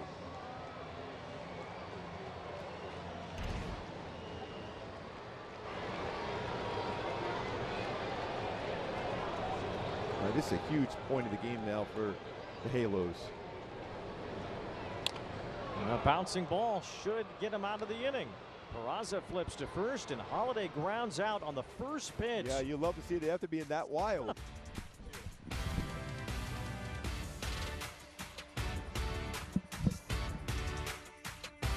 You read every label at the grocery store, but have you read your dog's food label? Sundays for Dogs gently air dries meat and superfoods to preserve nutrients and flavor. It's healthy, complete nutrition with no artificial preservatives, fillers, or synthetics. Plus, there's no refrigeration or thawing required. Just scoop and serve. See the difference real food makes in your dog's life. Get 30% off your first box today. Why go on Roe? Because 1 in 4 guys. 1 in 4 guys. 1 in 4 guys experience ED. On Roe, ED feels like no big deal. Connect with a provider to find treatment that could be right for you. 100% online. Roe designed or curated treatments to make ED feel less stressful. There are options to fit every need, like fast-acting dissolvables or daily gummies. If 1 in 4 guys deal with ED, then 1 in 4 guys should go on Roe. Guys, connect with a provider at roe.co to see if you qualify. Join your favorite on-air personalities for unique perspectives, in-depth interviews, and untold stories from on and off the field. The MLB Network Podcast, presented by New Balance, Saturdays on MLB Network and wherever you get your podcasts.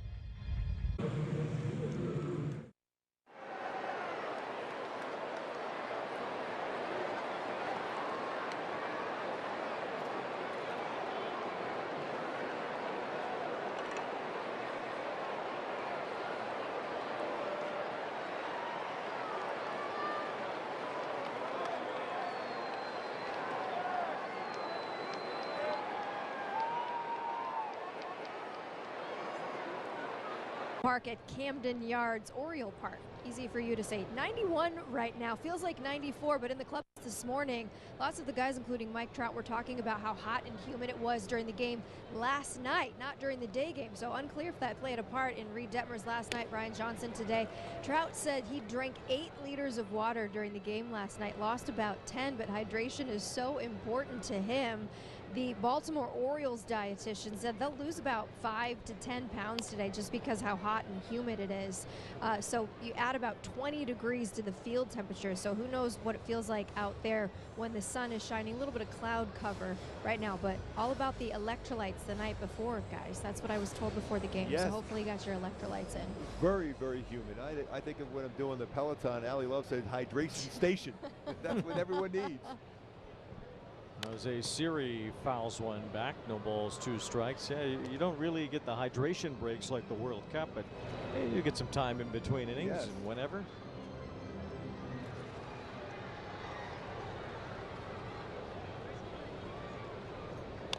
So well hit ball past the third baseman. Encarnacion stranded to left field. Siri with a big turnaround first. He'll stay put as he leads off here in the 4th.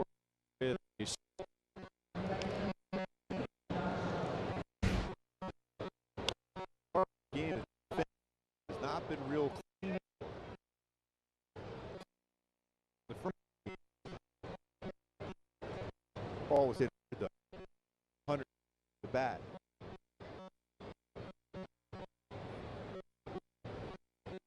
At the plate first time as he looks at strike 1.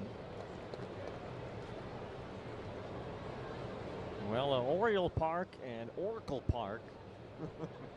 You know, you got the same color scheme here between the Orioles and the Giants. The same similar name of the stadiums. It's getting close to Halloween time too. You go all over the stores right now. You got all the Halloween decorations I out. cannot get it right to save my life. For 3 days straight, it's Oracle Park. I'm just going to say Camden Yards. Yeah, that gets you through. Get it right. And we were just in San Francisco not too long ago. That must be what it is. 0-2, and well, next time we go there, we won't see Mike Krukow.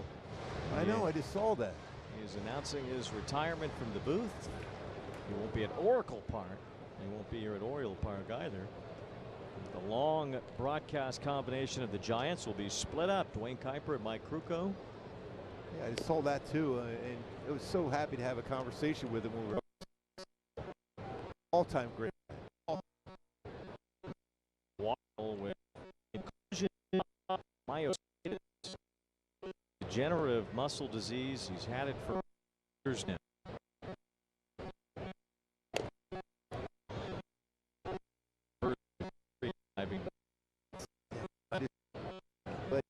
I just saw that too. It's a tough one. And it's been harder and harder for him to move around. We see him at the ballpark in San Francisco. He's got this customized, motorized wheelchair that he rides around in. 3 balls and 2 strikes the count. He's done a lot of the road games from the studio in San Francisco while Dwayne Kuiper travels. Kruk and Kuip, the great broadcast duo in San Francisco, and this will be their last run this season. Wow. Speaking of run, I think right now series should be going 3-2 here. Now Brandon Young thought so as well and threw over. We were so lucky to be able to get a chance to have a conversation with him. John Miller is on the other side of that glass too, in the radio side. Legends. 3-2 the count on Lowe. Siri with a huge lead. He is running, and it's ball 4. It is ball 4 after a check appeal. Siri advances to second base, and it's wait on the wing. Angels have runners first and second as Oswald stands. Can even try to push bunt.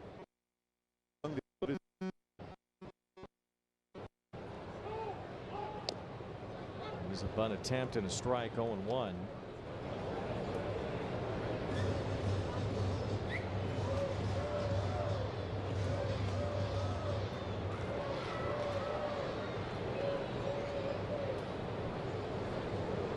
Alonso pushing it at first. It's Encarnacion Strand from third base as Peraza bunts foul, and now it's 0-2. I was going to say Pete Alonso was almost in the batter's box.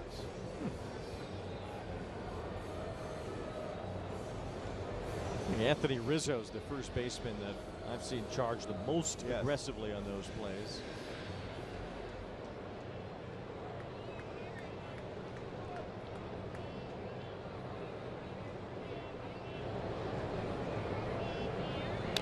Good swing there.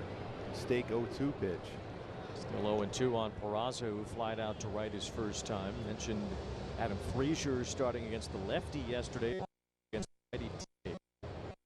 Suzuki acknowledged before the game today that he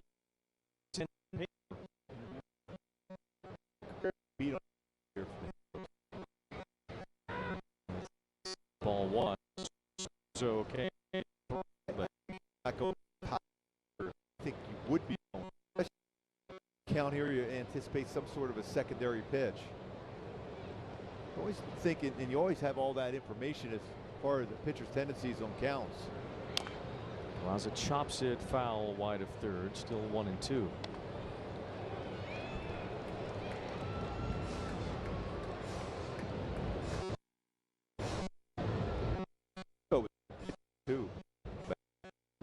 Really good.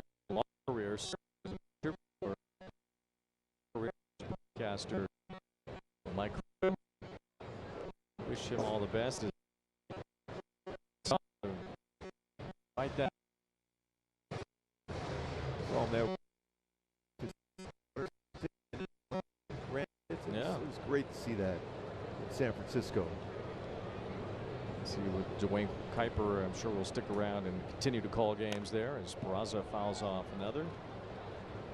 John Miller and Dave Fleming do radio, do a great job together. And of course, John, one of the great voices of the sport as well. Ford Frick Award winner John Miller. I always thought there should be some room in the Ford Frick Award for guys to go in as a tandem. I mean, to have Kruk and Kuip. They should work together. Yeah. They're one and the same. All foul 2. Giant success. A great.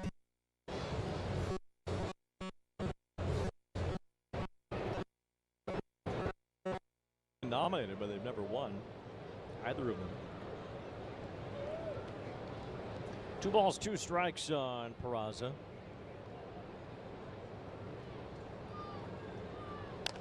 It's a good battle, too, after being behind 0-2 after a failed bunt attempt.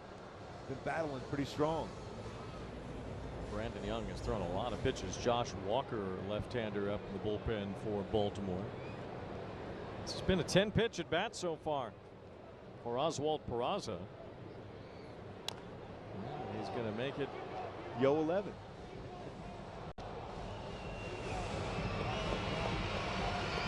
He's halfway to the record now.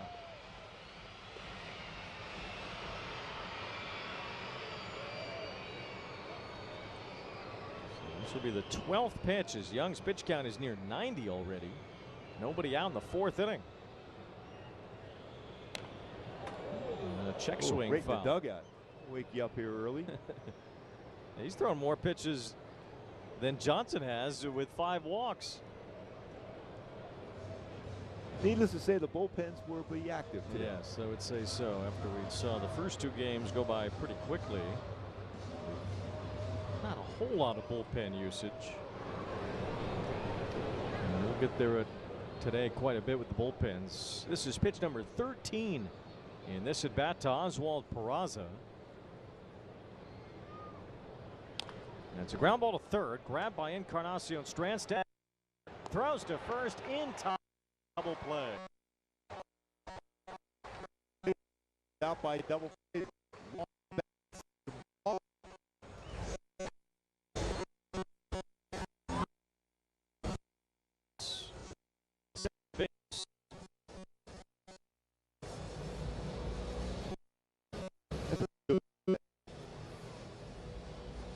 And Strand on that one to get to the bag in a strong throw across the diamond. Pitching coach for the Orioles, Drew French, is on the mound now. Well, they have their discussion. We'll find out what to eat for lunch today at Jack in the Box. Don't get FOMO. Get my Philly style bonus Jack combos and new Philly Munchie Meal. Welcome to Jack in the Box.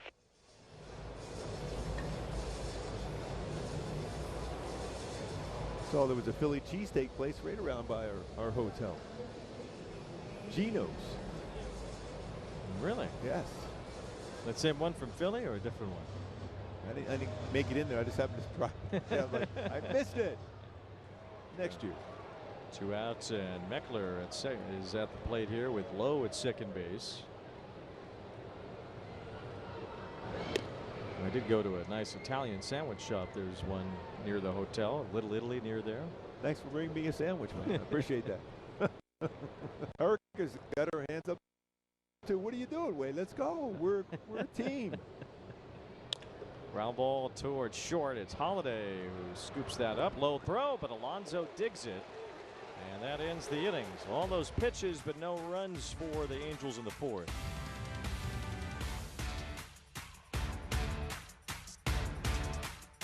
Guys, stop what you're doing and head over to Fabletics, because right now everything is 80% off, including shirts, tees, polos, and shorts, pants, joggers. Perfect for the gym, office, or golf. Get 80% off everything right now when you sign up as a new VIP, only at Fabletics.com. With hands-free Skechers slip-ins Go Walk 8, you just slip in and they're on, with no bending down and no touch. Feature Skechers air-cooled Goga Mat cushioning. So comfortable, probably discover just walk. Skechers Go Walk 8. Really encouraging the kids to and save. We started using green chores done, but it has led to so much more. Hey Noah, what do you do? I'm researching the stock market. What's a stock market? Hey, I'm at the game. And we should always use Game Time for tickets. They're dropping cool features like zone deals and price drop alerts so we can go to more games and shows. Finally, a ticketing app that actually gives a download the app today. Adding throwing creatine has definitely helped me with how I perform on the court. I feel like I have a lot of endurance throughout the 82-game season, and I'm making those split-second decisions with a clear mind and a clear vision. It seems like the game slows down with throwing. Greenlight's been amazing, encouraging the kids to do their chores and save. We started using Greenlight to get chores done, but it has led to so much more. Hey Noah, what do you do? I'm researching the stock market. What's a stock market?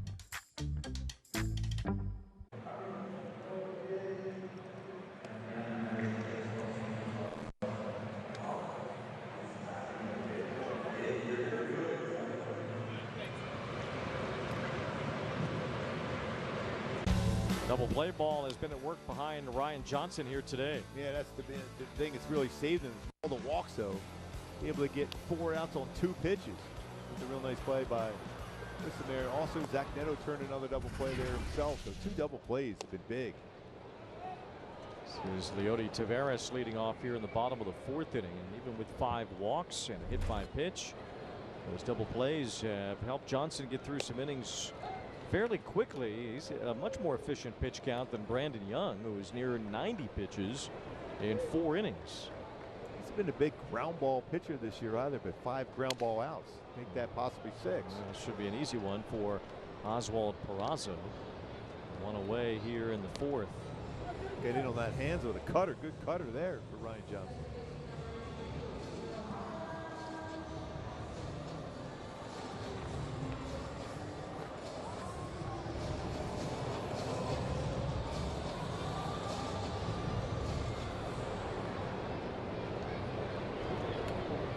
Here's Jeremiah Jackson, who hit into one of those into the sand.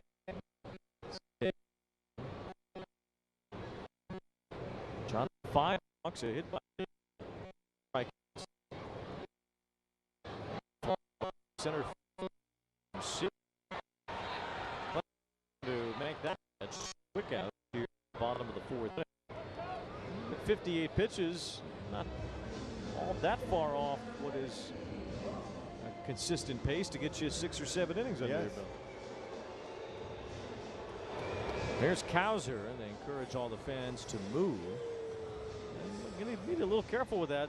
The guy's been barely hitting above 200. Cowser. You don't want those M's to turn to B's. It's like with Lou Piniella, and everyone thought maybe he was getting booed. It was Lou.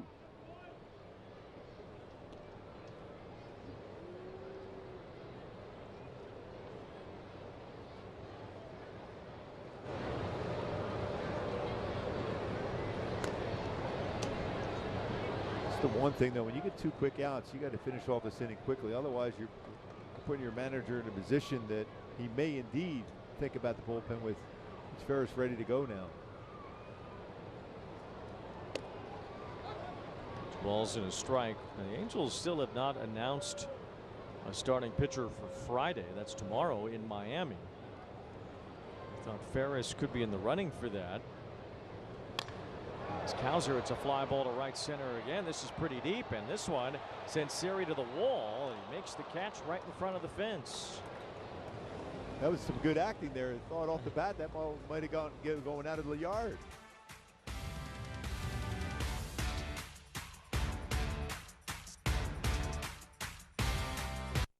At most Warby Parker stores, you'll find a magical hidden door that leads to something rather amazing. An eye exam. Often overlooked beyond the rows of gleaming glasses, this humble yet incredibly important room houses some of the most advanced eye exam equipment around. Look at that digital retinal imaging. And behind every great exam is an expert-friendly eye doctor who will check your eyes and provide you a prescription.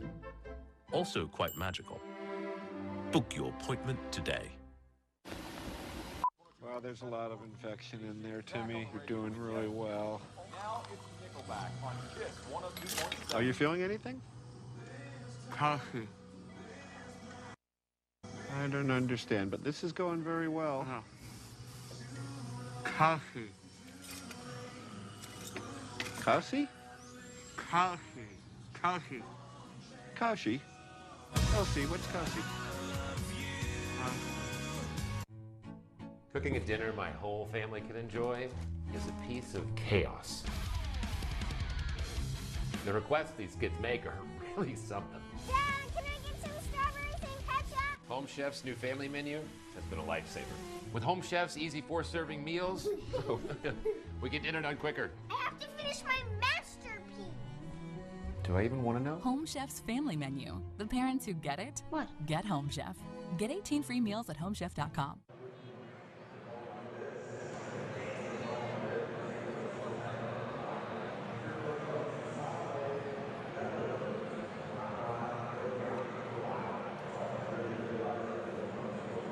The Birmingham Barons on ABTV, another one Saturday as well. LA Salt Lake can be seen on Sunday against Oklahoma City as the Angels minor league system starts to take shape after the draft and the trade deadline. And development is a huge key for what the Angels look like moving forward. John Mozeliak knows that as well as anyone. After harboring the Cardinal way for about 3 decades, whatever that looks like in terms of what the Angels way becomes and how much of that it mirrors and whatever St. Louis has done as far as development over the years remains to be seen. But a proven track record there with Mozeliak that those Cardinal players developed into good major league players and turned them into a perennial success. Ball hit foul by Trout, and that's what the Angels want to be. That's what he has said to us a number of times. How you build that foundation for a consistent winner each and every year is, and it starts down to your minor league system, where you have talent ready to play the Angels way when they get up to the big league level. And then when you need to make moves or guys get a little bit older, you have those guys that come in and replace them right away. 2 balls and 2 strikes on Trout, then Shonowell and Neto to follow here in the 5th inning. Well, I doubt all 3 will face Brandon Young, who's thrown 95 pitches already. But you talk about what you can do in free agency, what kind of trades you can make, so on and so forth. But if you're not developing consistent and consistently good major league players, then you're drowning basically. You're playing catch up all the time. 3-2 the count on Trout. It's his 7th full count of the series alone. 7. Yeah, but he has not drawn a walk in this series. He's gone to 3-2 6 different times without it getting to ball 4. And it's a strikeout here. So a lot of these 3-2s have turned into outs, including 3 today. 1 out in the 5th inning. Come celebrate D23 Day at Angel Stadium Wednesday, August 12th. The Angels take on the Rangers, and the first 23,000 fans in attendance get a commemorative one-of-a-kind limited release D23 Mickey Mouse bobblehead, plus a limited number of unique golden Mickeys will be randomly distributed. Angels.com/promotions. Brandon Young is sent to the clubhouse after striking out Trout, and the Orioles go to their bullpen.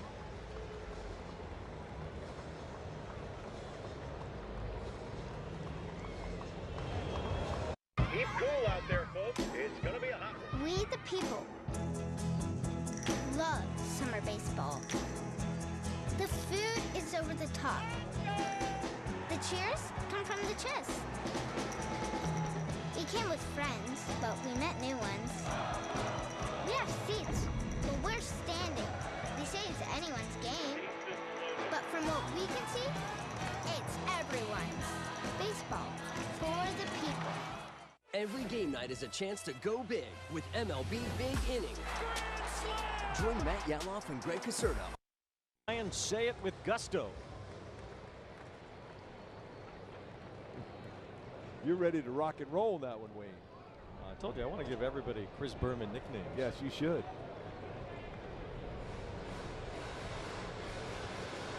2 balls, 2 strikes on Christian Encarnacion Strand.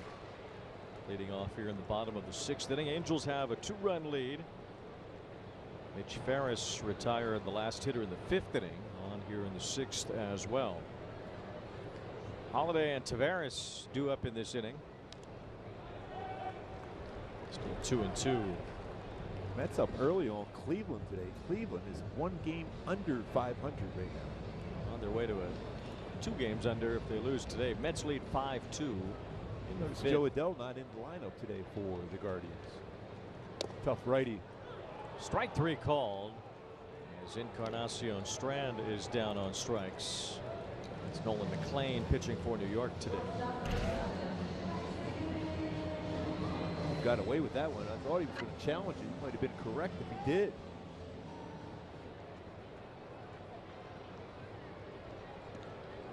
Cubs and Blue Jays are playing a makeup game today at Wrigley.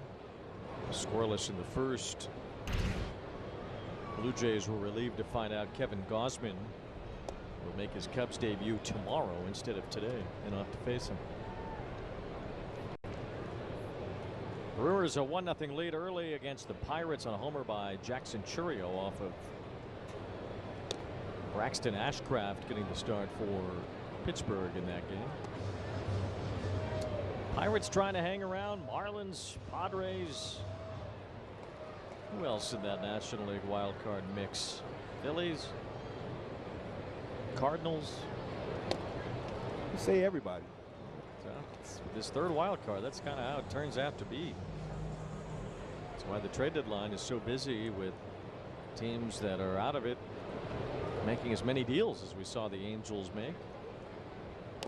Well, the Orioles have made a lot of deals too. They just happen to still be in the mix, but you'll see that as Holiday draws a walk. Teams that are maybe not quite realistically capable of winning it all. The Blue Jays did the same thing.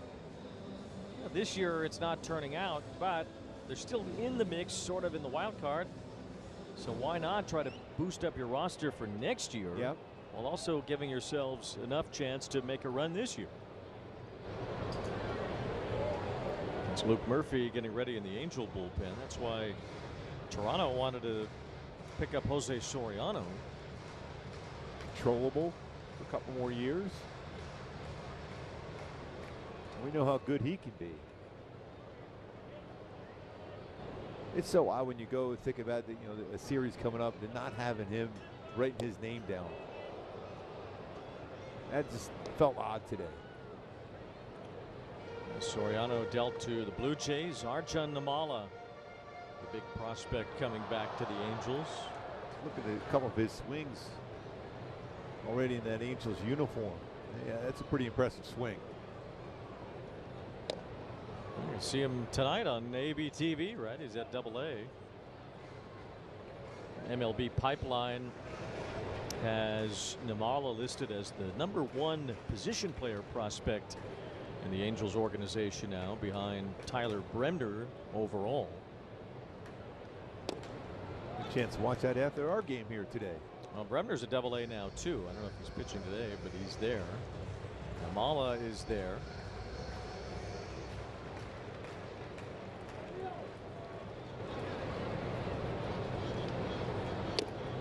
Two balls, 2 strikes on Taveras. Jacob Cozart, who the Angels got from Cleveland for Joe Adele, is there.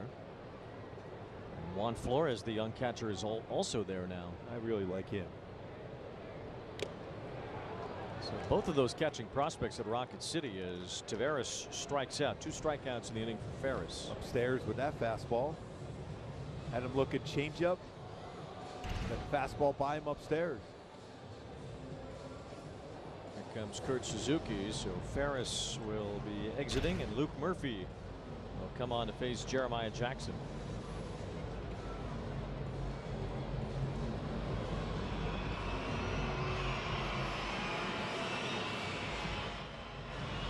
Do you dream of seeing all 30 ballparks? Really a special place. People are excited for the game. We've got you. For the first time, MLB and T-Mobile offer you a chance to win trips to all 30 stadiums. Yes, all 30. What a treat. The views. This is so much fun. The food. It's a fiesta here at the ballpark. The vibe. The energy is incredible. The adventure of a lifetime with experiences you simply need to see to believe. Begin your journey to 30. Enter now. They say it's a game of numbers, pero el flow es completamente otra ciencia.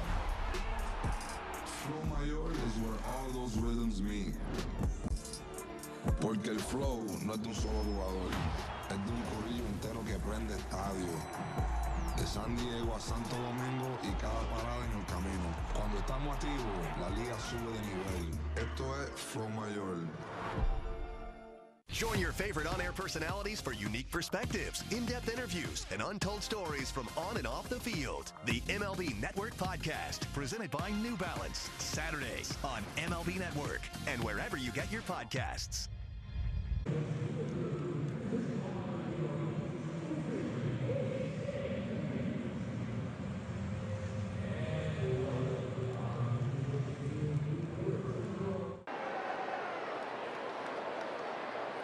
By Amazon, spend less on your kids for back to school. And by Villa Ford of Orange, step up to the plate and drive home a winner today at Villa Ford of Orange.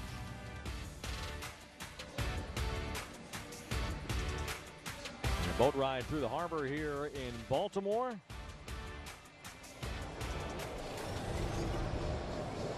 Gooby to get us out on some famous person's yacht. Oh, yeah. Here is Luke Murphy, who made his major league debut in the last homestand against the Brewers. Upstairs to Jeremiah Jackson. You know, Baltimore has more public statues and monuments per capita than any city in the country. Did you know that? No, I did not know that. Well, now you do. And there's not one of you out there somewhere? Well, I don't know. There's so many. I'd have to go and scour the whole city to find out. I imagine that counts the one of Jim Palmer right there. Yes. Cakes. That's one of the public statues that makes up that total for Baltimore. 2 balls and a strike on Jackson. Murphy, 96-mile-an-hour fastball. Just his second major league appearance.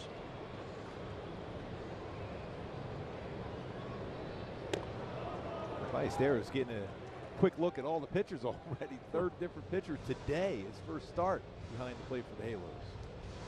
Murphy, a 4th-round pick of the Angels in 2021 out of Vanderbilt. He's from the Nashville area as well. He's closed a lot in the minor leagues in his career. A walk issue to Jackson. That's the 7th free pass for Baltimore today. Actually, the 8th if you count the hit by pitch. And yet they only have 1 run on 3 hits. Very circuitous route to get to 3 outs each inning for the Angels today, but ultimately it hasn't amounted to much for Baltimore. He's a dangerous hitter, though, even though the numbers don't say that, but he had a good swing his last at bat. The deep center field of Siri was able to get in front of the wall. Cowser was the Rookie of the Year runner-up 2 years ago. He had 24 home runs that year. He's only hit 8 this year. It's a high strike on a pitch that he could have challenged but did not. He thought about it too. That's one of those spots where you might think about challenging that. We flip a count around from 1-0 to 0-1. And a higher leverage spot now as we get deeper in the game. 2 out, 2 on in the inning. 1 ball, 1 strike on Cowser, who has flied out twice today. Had a thumb fracture last year. He hurt himself diving into a base. He still has all the cow prints going in the ballpark, though, at least. Coming back from that injury this year, he has not shown a lot of power. Many hits really whatsoever. Another cutter just off the plate again. 2 balls and 1 strike on Cowser.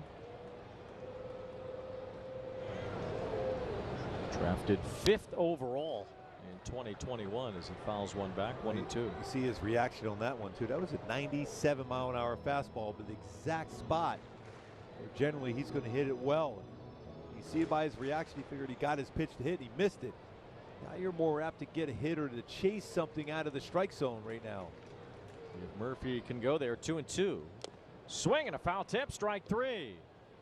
98 at the bottom of the zone, and Luke Murphy gets out of the inning with a strikeout. Some buzz. It's the law, the Murphy's Law.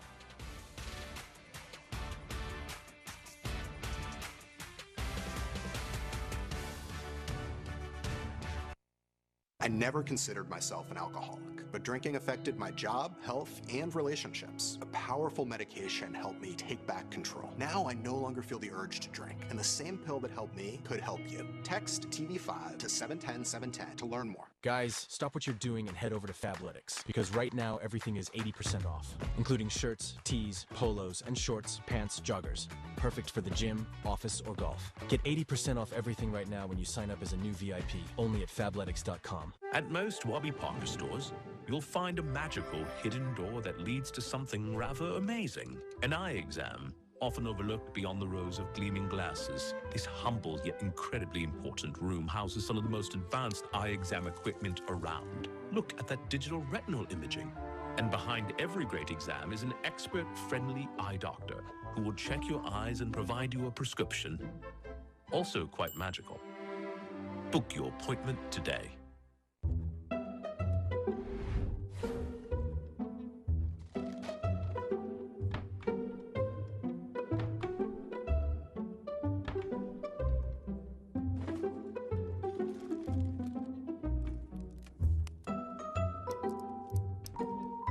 There's an easier way.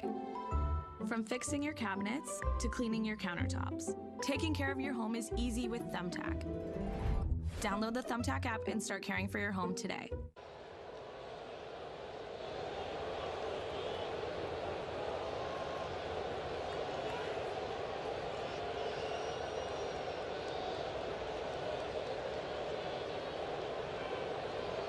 The shadows is the statue of the great Jim Palmer, the Hall of Fame pitcher. Oh, my all-time favorite. I was lucky to have number 22 in Jacksonville AA for the Royals. I wanted that in the big leagues, but I wasn't going to get that with Dennis Leonard, a multiple 20-game winner with the Royals with Cakes.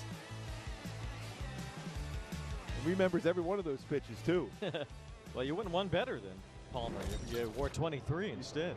You one-upped him. Yes, I did. Jim Palmer had an incredible career and a long career pitching to many catchers over the time with the Baltimore Orioles, but World Series MVP in 1983, Rick Dempsey, catching Palmer at the very end of his career. We mentioned Zach Neno with Earl Weaver. Earl Weaver and Jim Palmer had so many interesting conversations over the years. I'm sure they did. Jim Palmer now 80 years old. He'll be 81 this year. Lives in Southern California. He still does some broadcasting for the Orioles. He had 8 20-win seasons in his career. 8. It's a floater off the bat of Meckler, shallow center. It's dropping, and it's another hit. You just cannot contain the back. You really can't. That's 2 more hits today. He's batting about .350 over the last 6 weeks.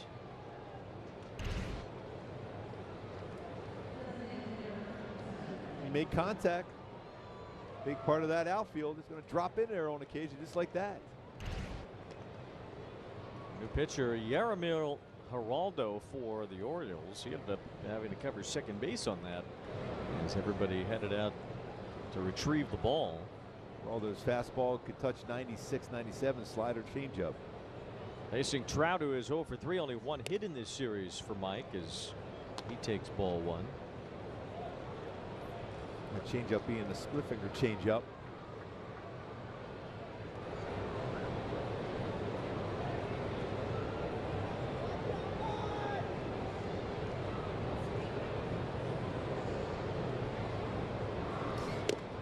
Certainly one thing Mike Trout and Jim Palmer had in common, besides that both will have plaques in Cooperstown, is that they were teenagers in the big leagues. We talked about Mike turning 35 tomorrow, made his debut when he was 19. So did Jim Palmer in April of 1965. Parts of some incredible teams. I mean, he had some incredible defenders. He had Brooks Robinson at third, Mark Belanger at short, Bobby Grich at times at second base. Paul Blair out there in the outfield. Boog Powell at first. That was a big man. 3-1 on Trout. Still got the barbecue out there too. Boog's barbecue, yes, right center field.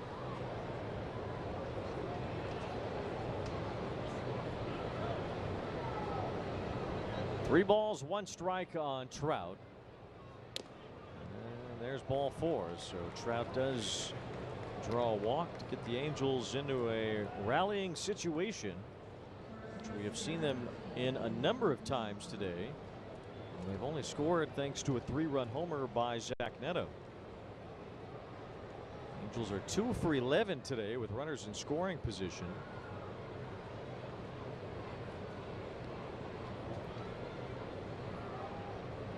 Right guy up there to get the job done, though. Swing and a miss by Shonowell over the top splitter.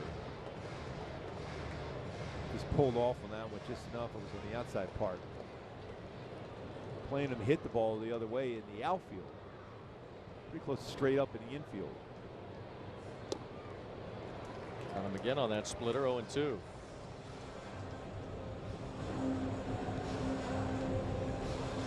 Angels have had a bases loaded, nobody out chance with no runs. First and second, nobody out in the 4th inning, and a leadoff double in the 6th inning, all in which they did not score. Now again here, 2 on, nobody out. It's even first and third with 1 out, not able to score. We call a balk. Yes. Well, that'll help the Angels along. Now 2nd and 3rd with nobody out after Oriole gets called for the balk. Take that one. That's going to force the infield in now.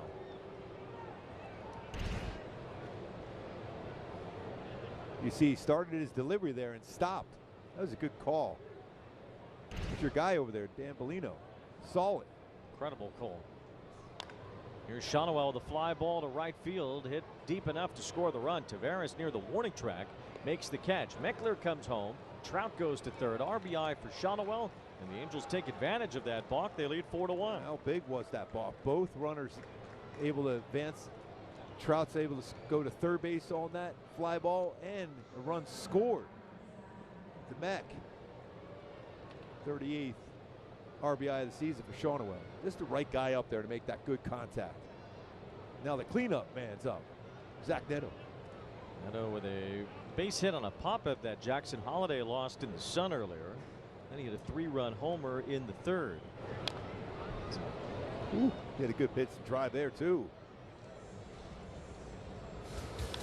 105 off the bat for Neto. 3-run blast, the Earl Weaver. He's trying to get that other add-on run here now. So far, a real good game for Neto. Swing and a miss, 0-2. Neto only had 2 RBIs in his last 23 games. Got 3 on 1 swing. Has a chance for a 4 RBI day here. Angels lead it 4-1. Pitching staff has dealt with a lot of traffic today, but Baltimore has not been able to get runners across either.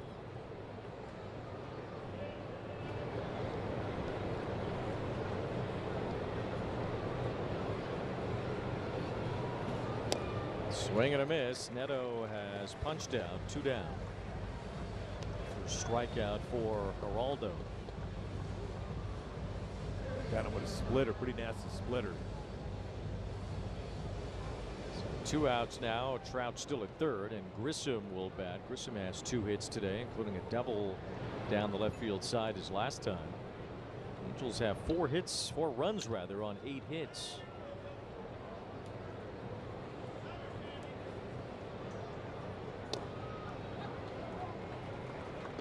Grissom has come through a lot with men in scoring position this season. He's been the Angels' best hitter in these roles. Usually in this 7th inning or later, that's really where he shines. See if he can shine on here in the 7th.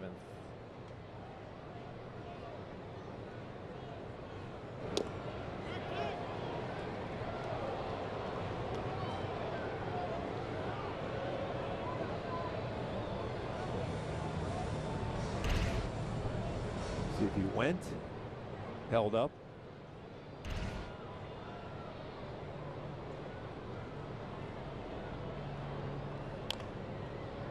This is out of play, and the count 1 ball, 2 strikes.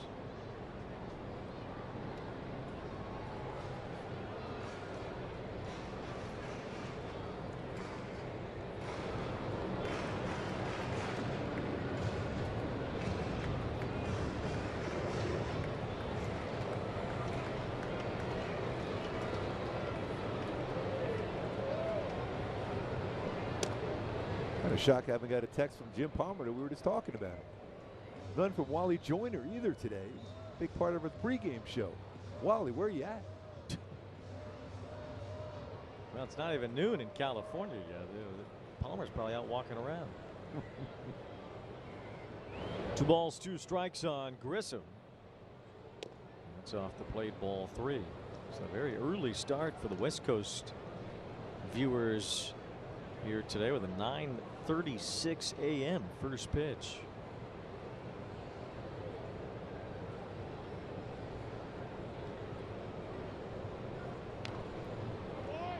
He was able to fight off an inside pitch earlier for a double down the left field line. Already 2 hits again in the game for Grissom.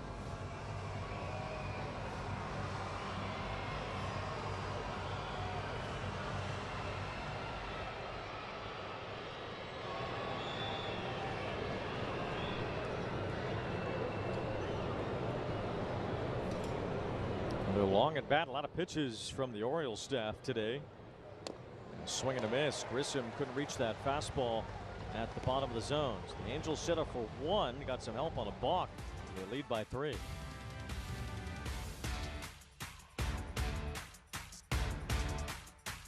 What is the dumbest thing you've ever wasted money on? I was paying for 2 subscriptions over like 3 years. That's like $1,400,000. How'd you figure that out? I saw an app that shows you all the monthly subscriptions you have and how much you're paying. So what'd you do then? Just like call and cancel, or? I have a phobia of making calls, so absolutely I did not do that. The app, you can cancel the app. What is the app called? Rocket Money. Greenlight's been amazing, encouraging the kids to do their chores and save. We started using Greenlight to get chores done, but it has led to so much more. Hey Noah, what are you doing? I'm researching the stock market. What's a stock market? Hey, I'm at the game. And we should always use Game Time for tickets. They're dropping cool features like zone deals and price drop alerts so we can go to more games and shows. Finally, a ticketing app that actually gives a Download the app today. Major League Baseball is back and bigger than ever before. Pause! I'll take it from here. This is MLB Clubhouse, the YouTube channel where kids run the show, with a spot for every member of your team. Just look at this lineup. Play ball. Welcome to MLB Art Club. And this is the dugout.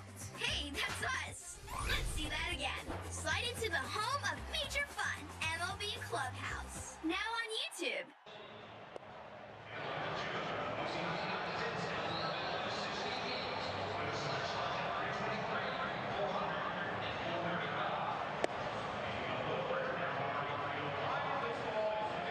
Fan to see them all in the MLB Journey to 30 sweepstakes presented by T-Mobile is the ultimate bucket list. Enter now for your chance to win trips to all 30 major league stadiums.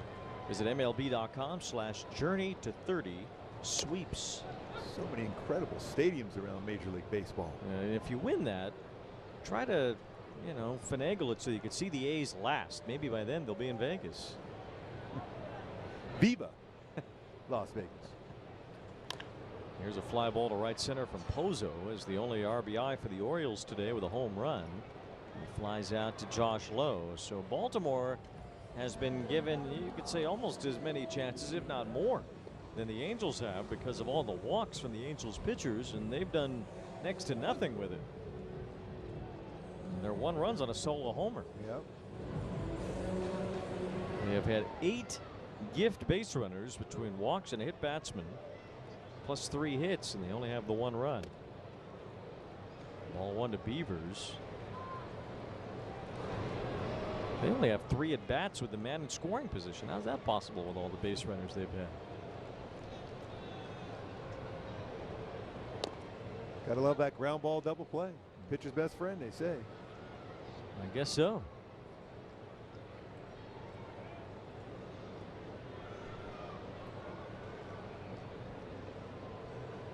This is Luke Murphy in his second big league game. A lot of saves in his time in the minor leagues, including 18 this year at Double-A. His numbers at Double-A were off the charts. Only 1 home run allowed there, 47 strikeouts in 38 innings. Got a pretty good arm. Where's this guy been? Drafted 5 years ago. You can see some good life on his fastball. His cutter still, that's 92, 93 also. 3 balls and a strike as Beavers takes strike 2 and a fastball over the outside corner. That was at 96.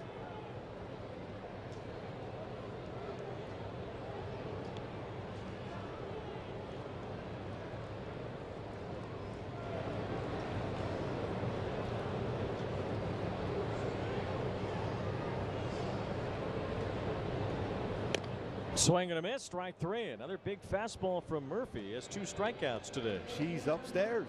Swing and miss, a little bit above the strike zone. Always good to have no one on base when this guy comes to the dish. Pete Alonso after that strikeout by Beavers.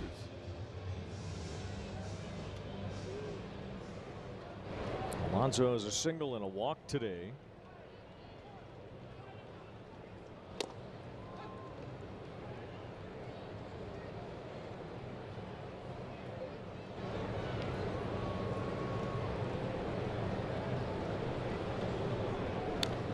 Big cut there, and it's 0-2. Challenger with a 97-mile-an-hour fastball. He is good on the inner half.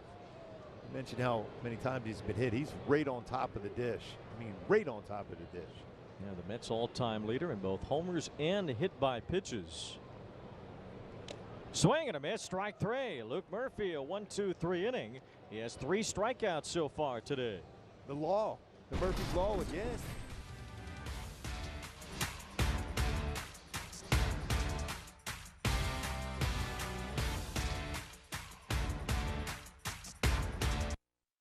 What if you could have shades like these for a fraction of big brand prices? With Shady Rays, you can. We're an independent company, so we do things differently. We offer high-quality polarized shades for a reasonable price.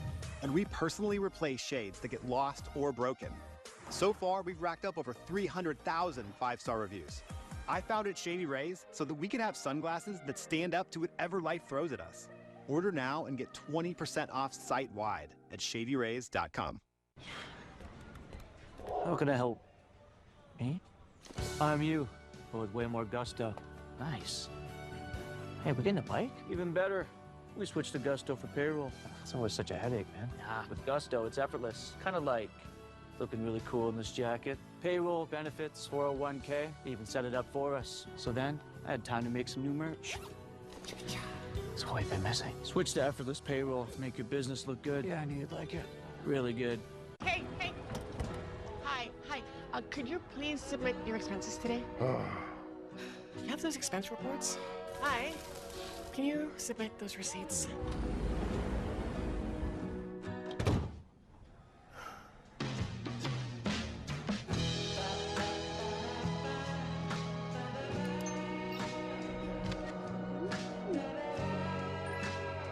Never chase a receipt again. Ram. Love finance.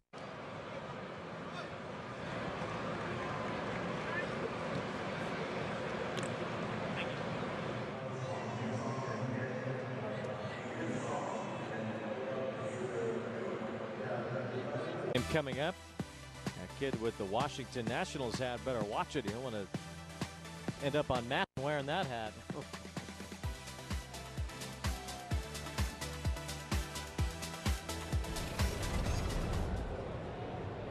They're just right up the road playing the Phillies. Both teams are home. Don't see that too much. Washington in Philadelphia. They're in Philadelphia, so I guess they're not home, but close by nonetheless.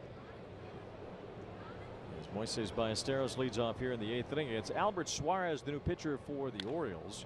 Ground ball hit toward the middle. It's Jackson fielding for the out. A lot of ground balls from Ballesteros so far in this series. Towards that, that stretch here with the Cubs, he was hit down on the base with a lot of ground balls. His first hit for a halo was a line drive in the air.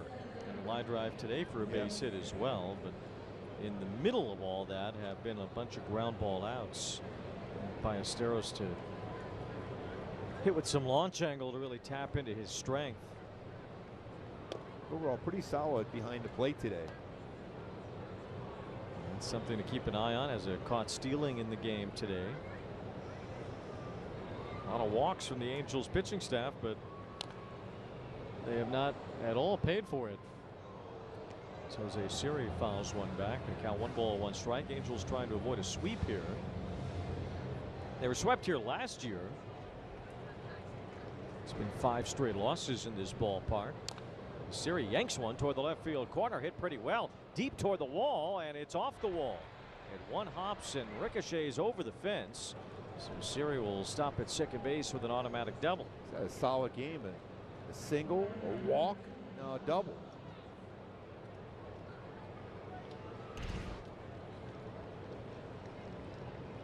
Spinning breaking ball right there, inner half and down. He jumped on it. The win today, the Angels will have split the season series with the Orioles. They had lost it each of the last 4 years. Ball 1 to Josh Lowe, 2 strikeouts and a walk today for Lowe playing right field.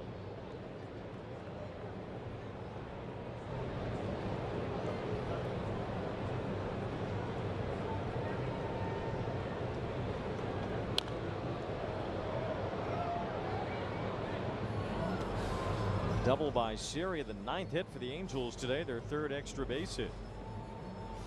Halos are able to hold on to this lead. You wonder who could get the W potentially, too.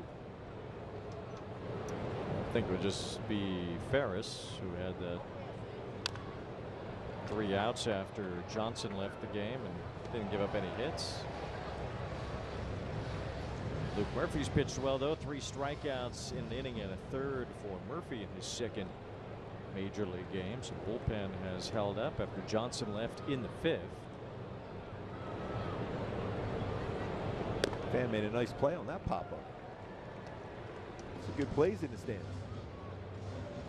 Wait, I kid you not, my brother, when I was still playing, back-to-back games caught foul ball right down below us here. Back-to-back. We never even came close to a foul ball ever growing up. Going to games at Veterans Stadium up to 700 level. We were on, you legitimately were on the surface of the moon up there. You ever come to games here in Baltimore when you were younger? No. You played at Memorial Stadium then. Oh, yes. Which was not quite as picturesque as Camden Yards. I'll tell you what, though, that mound pitch on was, that felt like you were like 20 feet tall. At Memorial Stadium? Oh, yes. They didn't get the memo after 68 to lower the mound? Not with that pitching staff, they did. At least the incline wasn't exactly the same as other ballparks, that's for sure. 2 balls, 2 strikes. See if Josh Lowe can hit one out onto Utah Street. Fouls it away. Last player to do that was Colson Montgomery earlier this year. First home run ever onto Utah Street when this ballpark opened in 1992 was given up by our friend Ben McDonald. Gave up a home run onto Utah Street to Mickey Tettleton, the first player to hit one out there. He was a former Oriole himself at one point. Yeah. The only player to hit 2 onto Utah Street in 1 game was Rafael Palmeiro in April of 1997.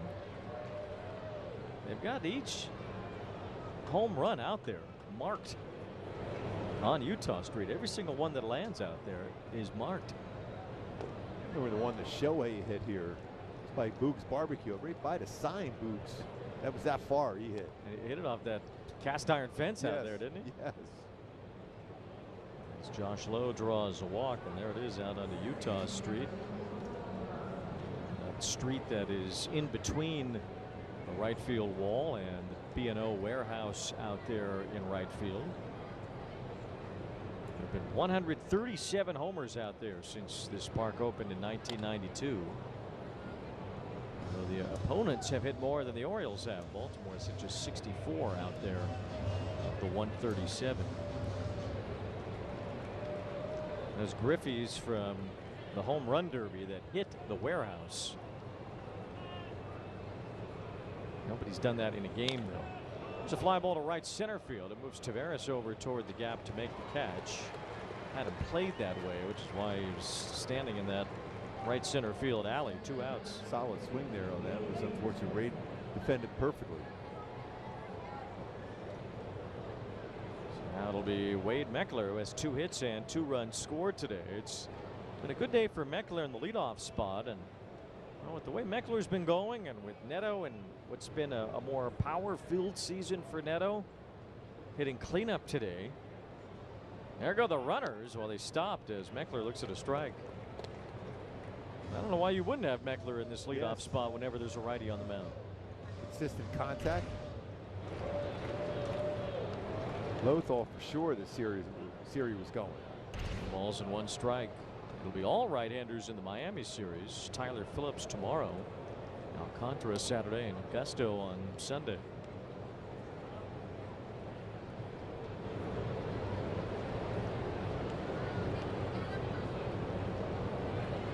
One ball, 1 strike on Meckler. Broken bat liner. It is caught by a leaping Jeremiah Jackson. Boy, a nice play on that one. Well, for sure getting over his head for another hit from Mack. He went way up to catch this one. Serious hops.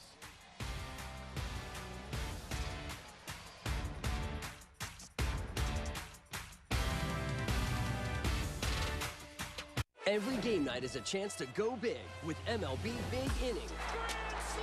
Join Matt Yaloff and Greg Caserta on baseball's only nightly show that brings you the biggest plays of the night. Strikes him out. No one stacks more clutch plays into one live show with up to 4 games on a single screen. Out of here! He is on fire. It's a walk-off winner. Change up game night with baseball's biggest game changer. MLB Big Inning. All season. Join your favorite on-air personalities for unique perspectives, in-depth interviews, and untold stories from on and off the field. The MLB Network Podcast, presented by New Balance. Saturdays on MLB Network and wherever you get your podcasts. They ask me, with or without? You with the crew? You from the D? Where'd you go to high school? Your dad put you in brown and gold? You see Skins go? You get your Dodger dog? You take the 7? Siempre 305? You see Big Dumper 60th? Do you see him put Vladdy in the jacket? You here for 17 and 22? Where were you in 16? Where were you in 23? How about 40-70? You see Judge's 62? Shohei's 50-50. Think you can beat the freeze? But they never ask who my team is. They don't have to. It's right here. Cut from the city. Visit MLBshop.com.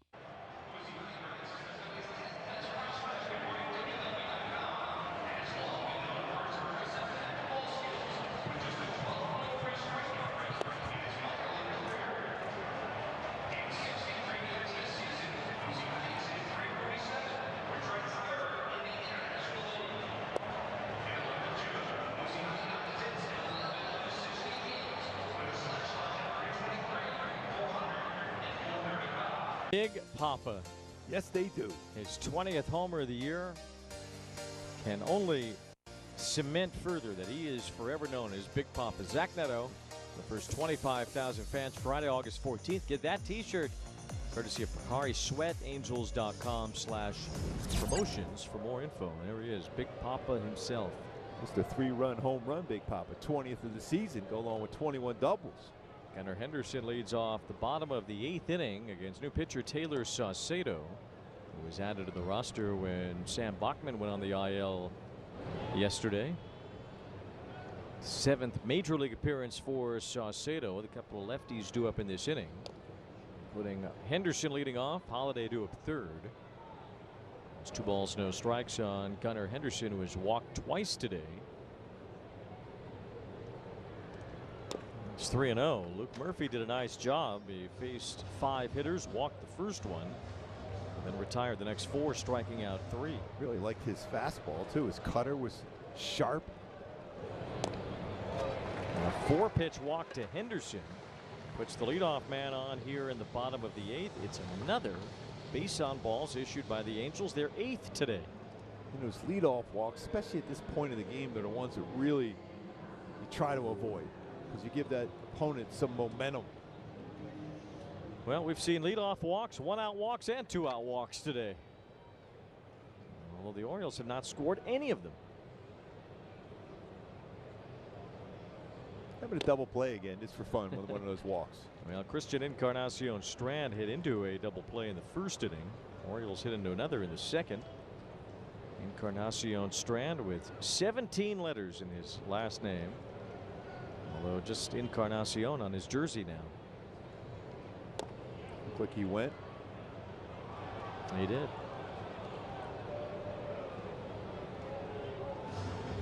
Saw Encarnacion Strand with the Reds. He had the full name on his jersey, but he has been taken away from the Strand portion of it.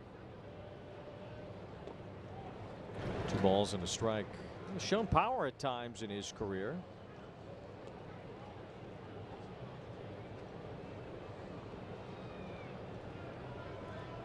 He got hurt a couple of years ago, and that kind of derailed what he had working in Cincinnati. He's found his way to Baltimore. He's playing third base as he lifts this one toward right center field. This is hit pretty well. Lowe and Siri are both back for it near the wall, and they collide as Lowe and Siri make the catch collectively. Siri's the one who held the ball and fired it back in. Seen Siri with Trout in a similar situation in left center field.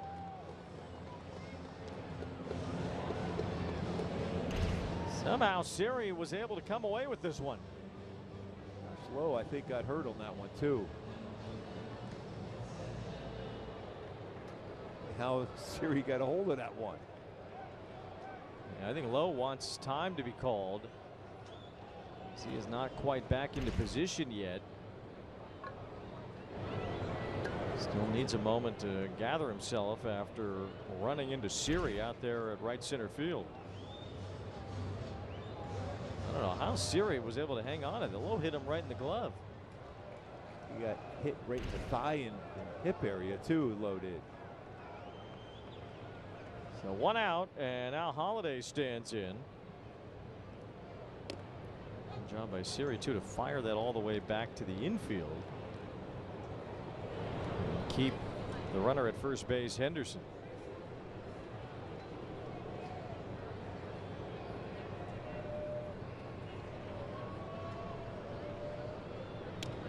Swing and a miss by Holiday. No balls and 2 strikes. Holiday has spent some time on the injured list this year and really has not hit a whole lot. He did in the month of July. He hit 368 in July. Finally was getting going, and now here in August he hasn't had a hit yet.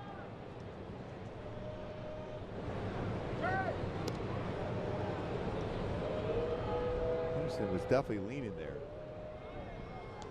Holiday is 0 for 13 to start the month of August.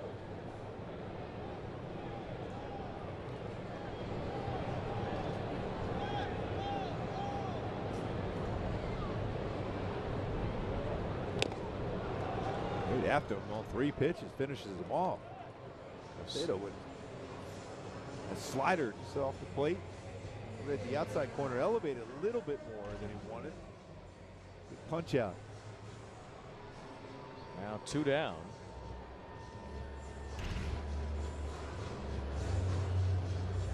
Neal coming up. You got to know what pitch he hits.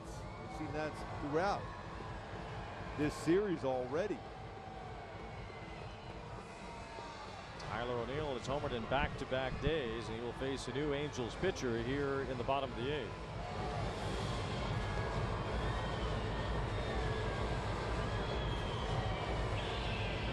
Every game night is a chance to go big with MLB Big Inning. Join Matt Yatloff and Greg Caserta on baseball's only nightly show that brings you the biggest plays of the night. Strikes him out. No one stacks more clutch plays into one live show with up to 4 games on a single screen. Out of here! He is on fire. It's a walk-off winner. Change up game night with baseball's biggest game changer.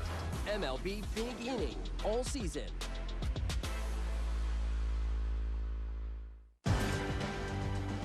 What actually works? I want to understand the choices I'm making. Now I know. Thorn. Major League Baseball is back and bigger than ever before. Pause. I'll take it from here. This is MLB Clubhouse, the YouTube channel where kids run the show, with a spot for every member of your team. Just look at this lineup. Play ball. Welcome to MLB Art Club. And this is the dugout. Hey, that's us. Let's see that again. Slide into the home of major fun, MLB Clubhouse. Now on YouTube.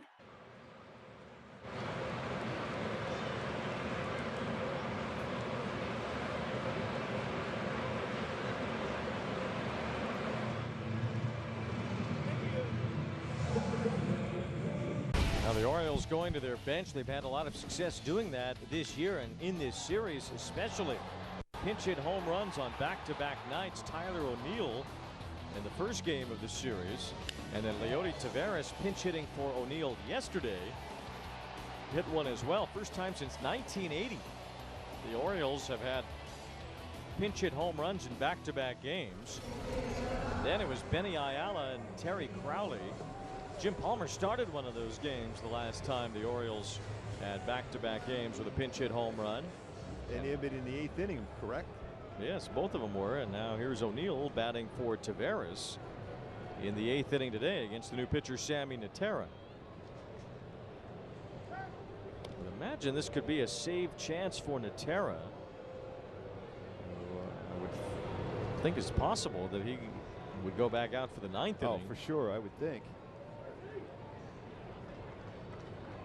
Natera had his first major league save a couple of weeks ago. This would be his second if he can get there. 1 ball, no strikes on O'Neill, who has hit 9 home runs. Most of those have come against a left-handed pitcher.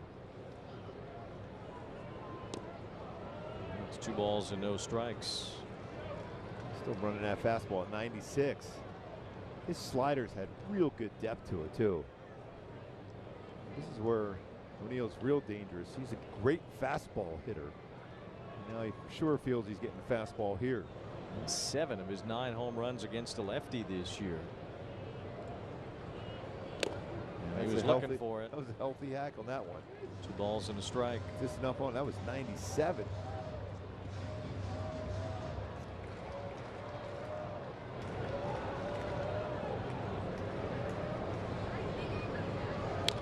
Another fastball. 2 balls, 2 strikes. The pitching change was happening. We saw Josh Lowe and Jose Siri going over that fly ball, and their embraces. Siri where they collided for shoulder area. Siri said it was just a hug. Yes. He has fun playing a game of baseball. That is 100% for sure. Well, the Angels giving up pinch hit homers in back-to-back games had only happened twice before in franchise history. Once in 1965 and once this year in July. There's a liner over third, foul. How about that? Until this season, the Angels had only given up pinch hit homers in back-to-back games once ever, and now this year twice. He tries that nasty slider now.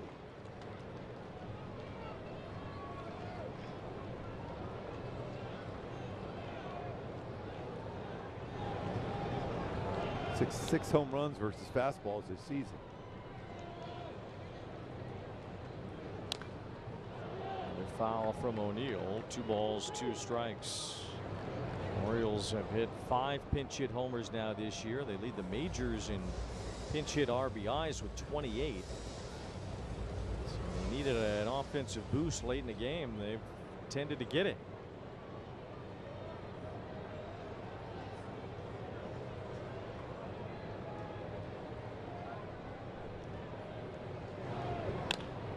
Little floater, shallow right center, and a base hit. So O'Neill muscles that one in. He moves Henderson to third base. And now the Orioles with runners on first and third, 2 outs. The tying run will come to the plate. That slider was upstairs, though. That wasn't hit hard, but strong enough to be able to get it into the outfield for a base hit. I think at this point, Craig Albertaz would just look to his bench to keep the rally going. Baltimore's had so much success with their pinch hitters, but Jackson will bat for himself here.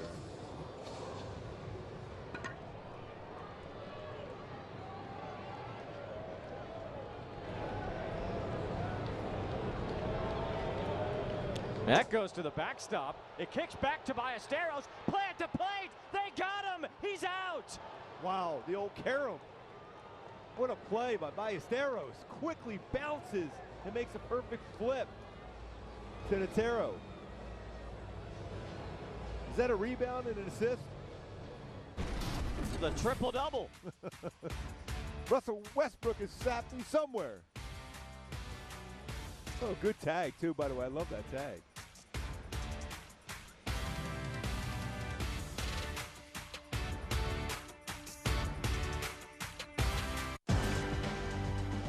What actually works?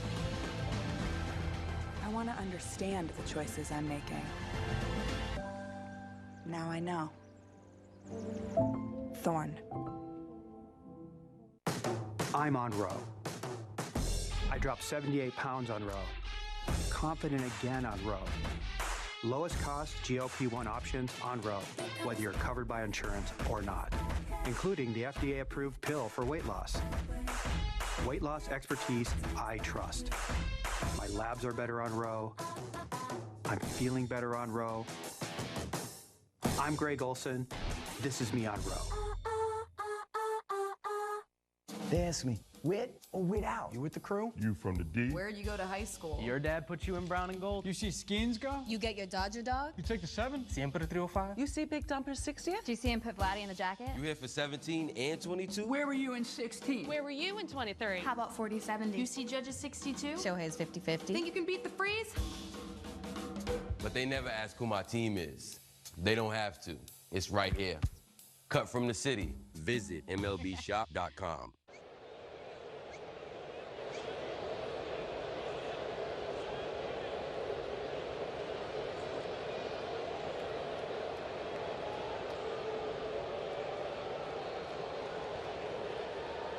Threw one to the backstop in the bottom of the 8th inning, and it bounced right back toward the plate by Esteros with the flip feed, and Natera with the tag for the out to end the inning. That's a good hard tag, too, by Natera Jr. there. And that hit first slide going in there by Henderson. Tried to avoid that tag. No chance even close to the plate. Strike one to Mike Trout leading off in the 9th inning. So, Gunnar Henderson running into an out there that really wasn't necessary ultimately. It's not real far back there, that wall.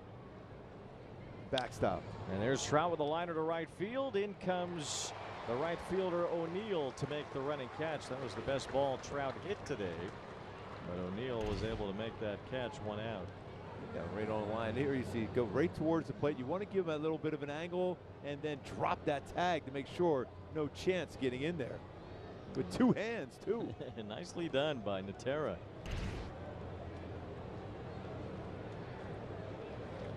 As a pitcher, you always want to go around that side of the plate first. I don't even see most infielders make that aggressive type of tag the way that Natera just did on that play at the plate. And what I mean by that, a lot of times if you're a pitcher, you go towards that front of the third base side of the plate, you put yourself in position to really get hurt. So he gets around that back part of the plate and still able to apply that tag. Well, if you're the Orioles there, you have the tying run at the plate. Yes. I mean, what's the point of that run scoring? And whether it does or doesn't really matter too much. Go back there, Hyundai key for the game today on Break My Heart. Well, he did so with a 3-run shot at a pitch at the heart of the plate for Zach Neto, his 20th home run of the season. Tony Braxton. Yes. Baltimore native.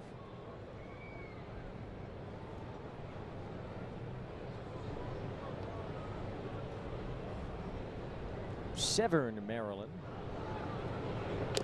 Maryland's about this big, so yeah, it counts. Call the field as a ball, the catcher's challenging. Yeah, it doesn't take that long, right, to get from one end to the other. Call is confirmed. Baltimore has one challenge remaining.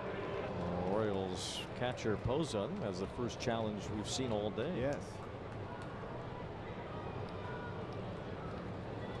Eric Thomas has been really good behind there. Good enough anyway to not get challenged.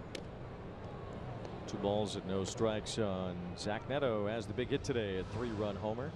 Sure, Zach is counting down the outs to do his post-game interview. Yes. Erica Weston will be standing by for that if the Angels can finish this off. As Neto bounces it to third, and that ends the top of the 9th inning. 4-1 lead for the Angels to try to hold to the finish line.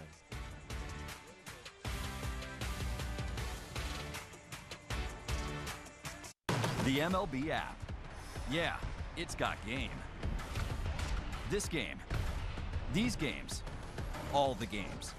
Pre-game, post-game, and everything in between. This is baseball your way.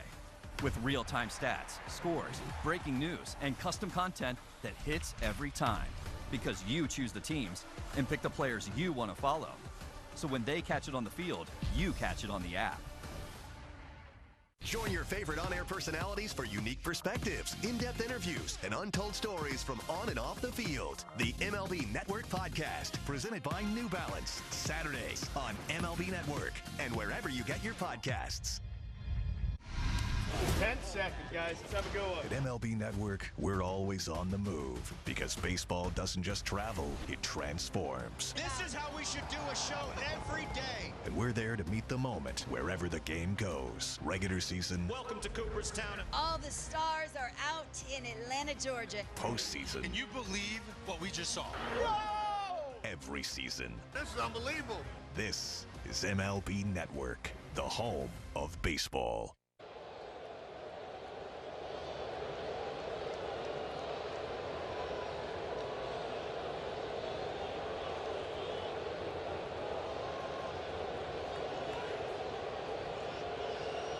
Major league save here in the bottom of the ninth inning. Got the last out in the eighth on a tag play at the plate. Retiring Gunnar Henderson's. Now he'll face Jeremiah Jackson, who was at bat when that was going on. Exactly how he drew it up.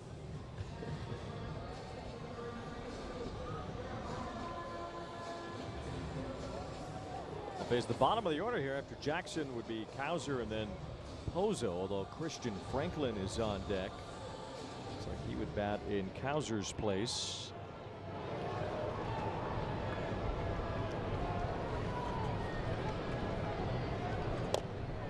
Orioles also have their other catcher, Carlos Narvaez, on the bench, and we haven't seen Kobe Mayo yet today. Perhaps we will when Dylan Beaver's spot comes up if the Orioles get a man on in this inning. Swing and a miss by Jackson. 1 ball, 1 strike. Fastball seems to be getting better and better for Pitera Jr. He has certainly pitched with a lot of confidence since making his major league debut against the Dodgers earlier this year. He has been a revelation of sorts in this Angels bullpen.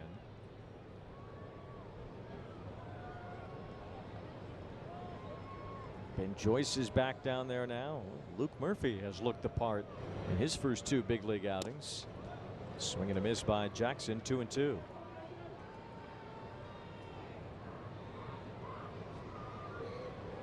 Slide a good spot there. Angels are just 5-12 since the All-Star break. They were 3-3 at first. They lost 9 of their last 11. Trying to get back on track today. Jackson flips one to right field. It hangs up. Josh Lowe is in for the out. 1 away.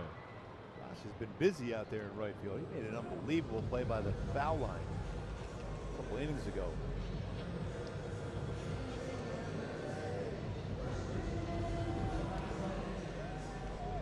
Now Franklin will bat in place of Cowser. Franklin made his major league debut in this series.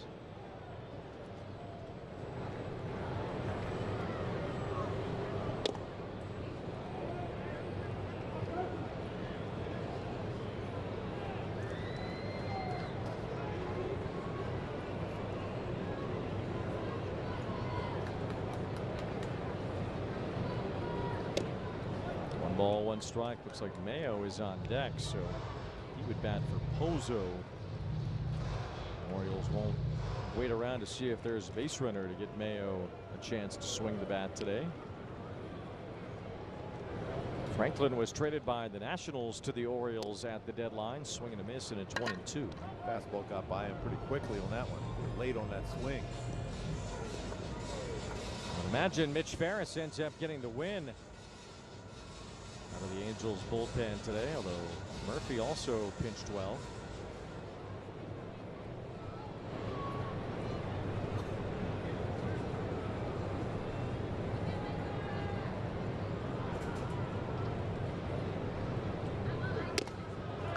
Two and two.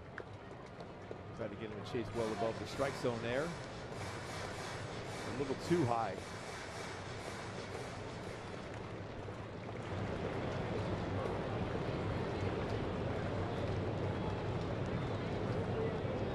Swing and a miss, strike 3. There's that nasty bite on his slider.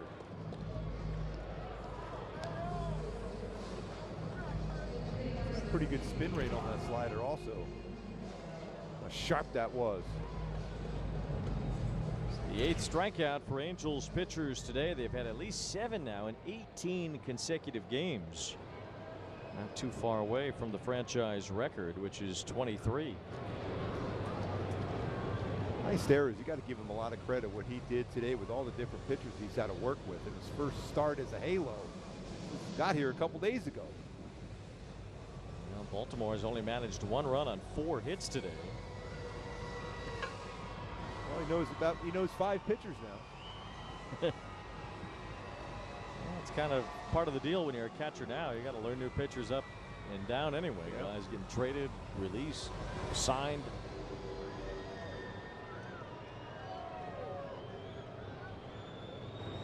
Two outs, bases empty. It's Kobe Mayo as a pinch hitter for Pozo. Pozo's responsible for the only run today. The bench is challenging. He might not be happy about this result either. The Orioles will be out of challenges after this, powered by T-Mobile. This is a strike. Calls confirmed. Baltimore is out of challenges. Great game by Derek Thomas. You know, football season around the corner. The late great Derek Thomas, the great linebacker for the Chiefs. Miss him. He was a great guy. The ball's in a strike on Mayo. And the Hall of Fame games tonight. We just learned that yesterday. Yes, we did. NFL preseason is starting.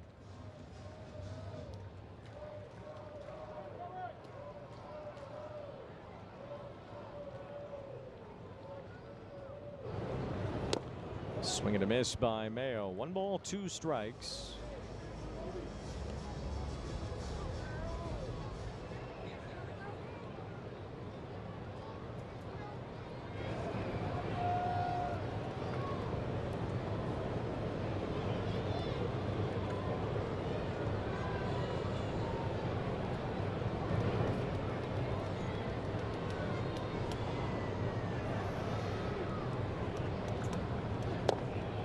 Downstairs, and it's 2-2. Angels will head to Miami once this one is over.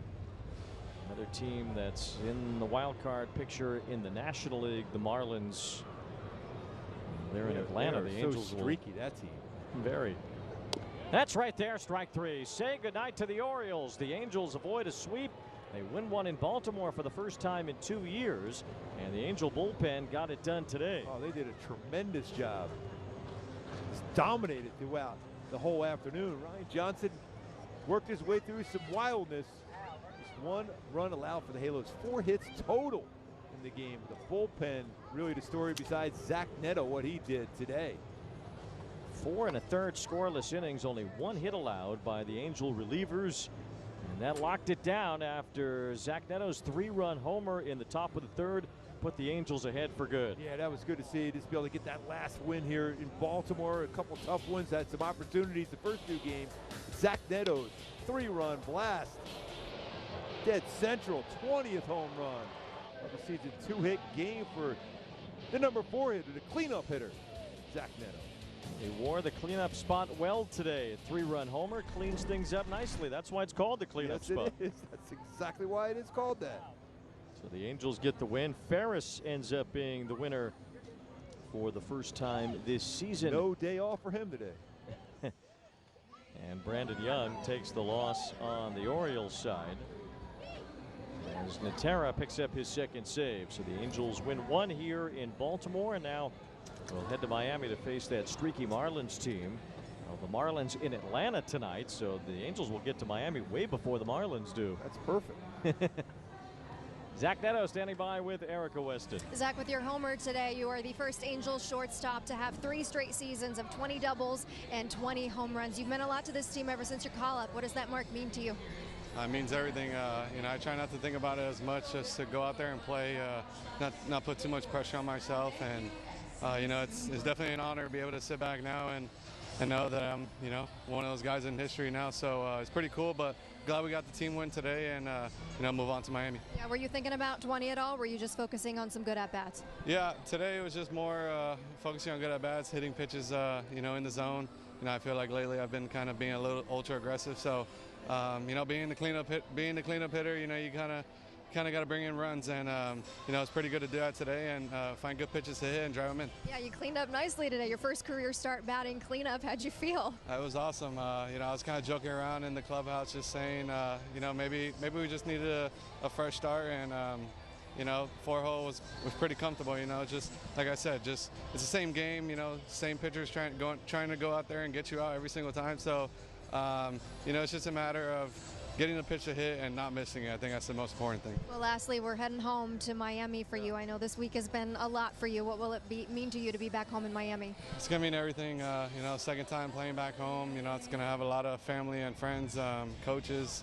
You know, so it's going to be a little emotional, but like I said, just trying to put that emotion to the side and still focusing on what I got to do, and that's try to get a sweep in Miami. Thanks for the time. Yeah, thank you. All right, guys. Big pop-up from the number 4 spot. It's got to be. And back to the 305 now. We're going to Miami, Florida. Mike Trout's birthday tomorrow, so the Angels will be riding high after they beat the Orioles today 4-1. We'll be back to wrap it up at Camden Yards.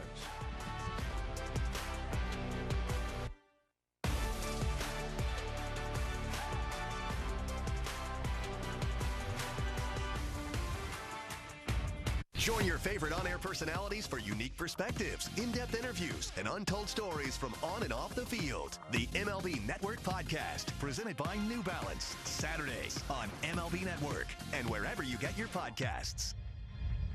The MLB app. Yeah, it's got game. This game. These games. All the games. Pre-game, post-game, and everything in between.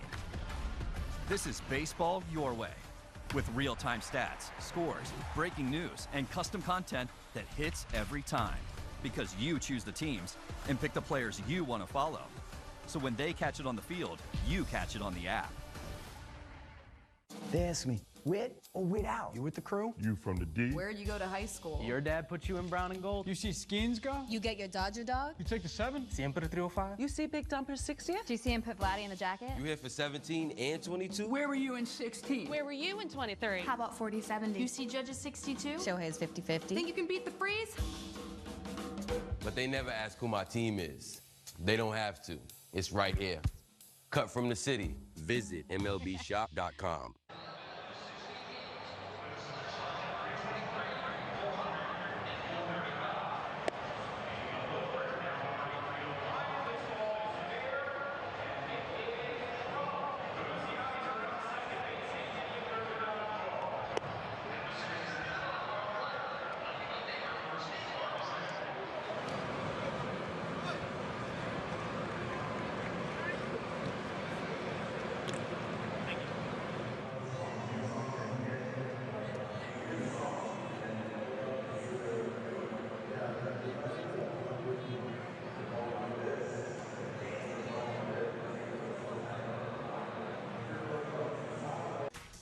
Angels win the finale here in Baltimore. Zach Neto's 3-run homer helping to a 4-1 win. The Angels now in Miami tomorrow, the start of a 3-game series from Lone Depot Park, as the Angels and Marlins started off with a 4 o'clock first pitch. 3:30 Angels pregame show on the air. Coming up next, Angels Live postgame presented by Kia with Gooby and Erica. For them, I'm Wayne Randazzo saying good night from Baltimore.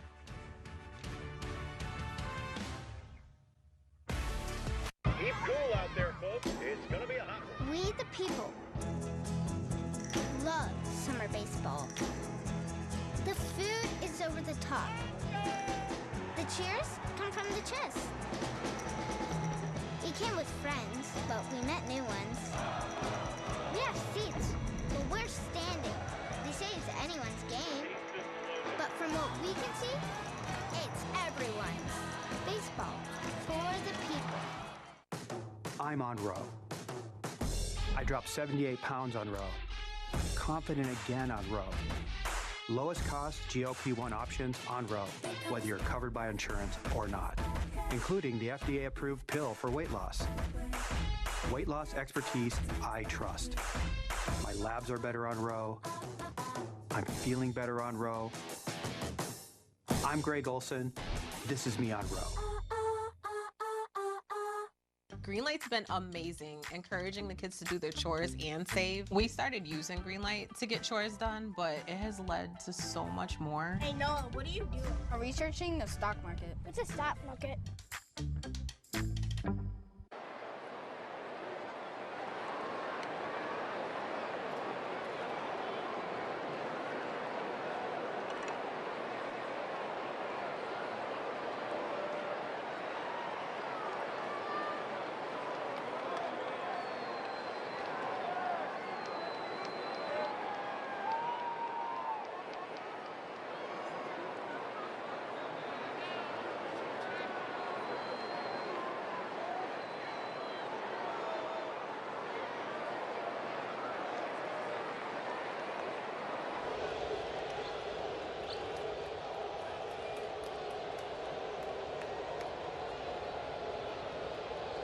Jack in the Box. They say it's a game of numbers, pero el flow es completamente otra ciencia. Flow mayor is where all those rhythms meet. Porque el flow no es de un solo jugador, es de un corillo entero que prende estadio. De San Diego a Santo Domingo y cada parada en el camino. Cuando estamos activos, la liga sube de nivel. Esto es Flow Mayor. Greenlight's been amazing, encouraging the kids to do their chores and save. We started using Greenlight to get chores done, but it has led to so much more. Hey Noah, what are you doing? I'm researching the stock market. What's a stock market? 10 seconds, guys. Let's have a go. At MLB Network, we're always on the move because baseball doesn't just travel, it transforms. This is how we should do a show every day. And we're there to meet the moment wherever the game goes. Regular season. Welcome to Cooperstown. All the stars.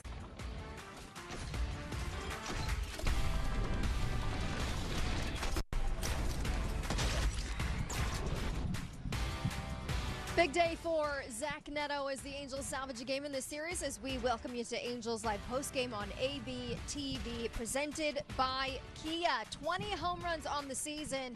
That was the difference in this ball game today. 4-1 the final against the Baltimore Orioles as we welcome you back inside the broadcast booth alongside Mark Gubiza, Erica Weston with you. I feel good for him that he got to 20. I'm sure he feels it, but good to see. And you could see it, Erica. Yes. So, he even said, he's just trying to put a good swing on the ball, but you could tell that was such a relief for him to hit that home run today to dead center field too.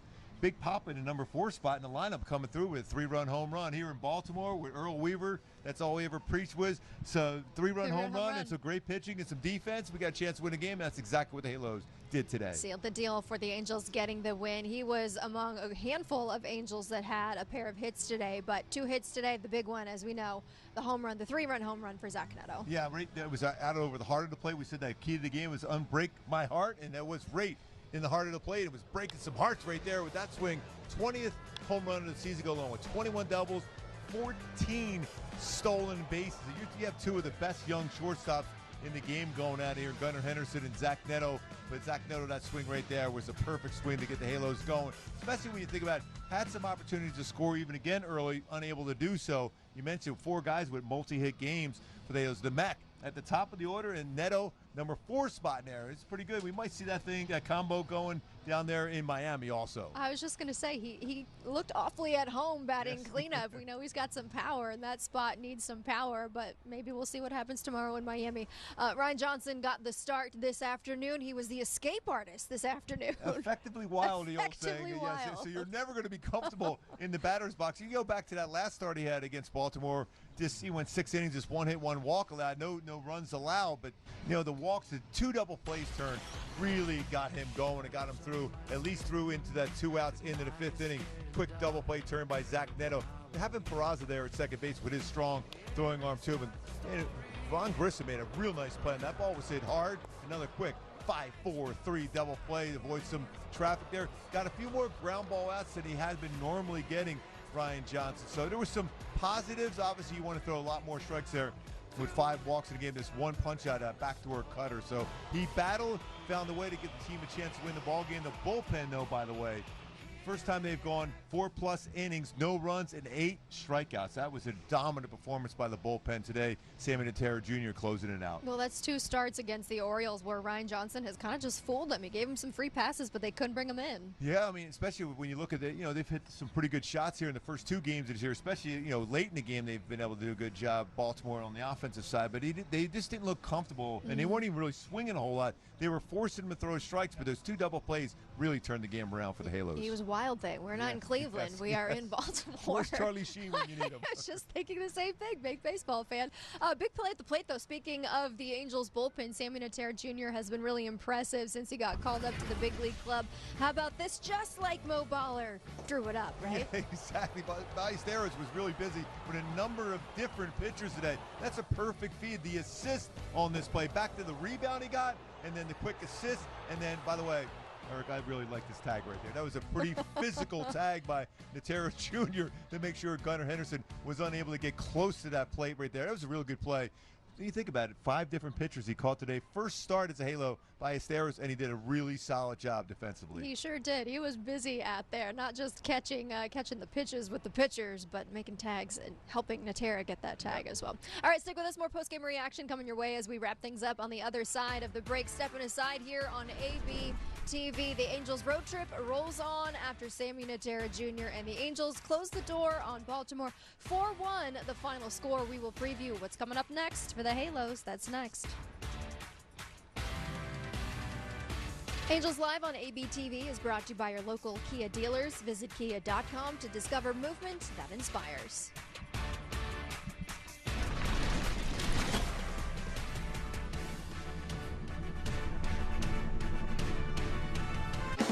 Every game night is a chance to go big with MLB Big Inning.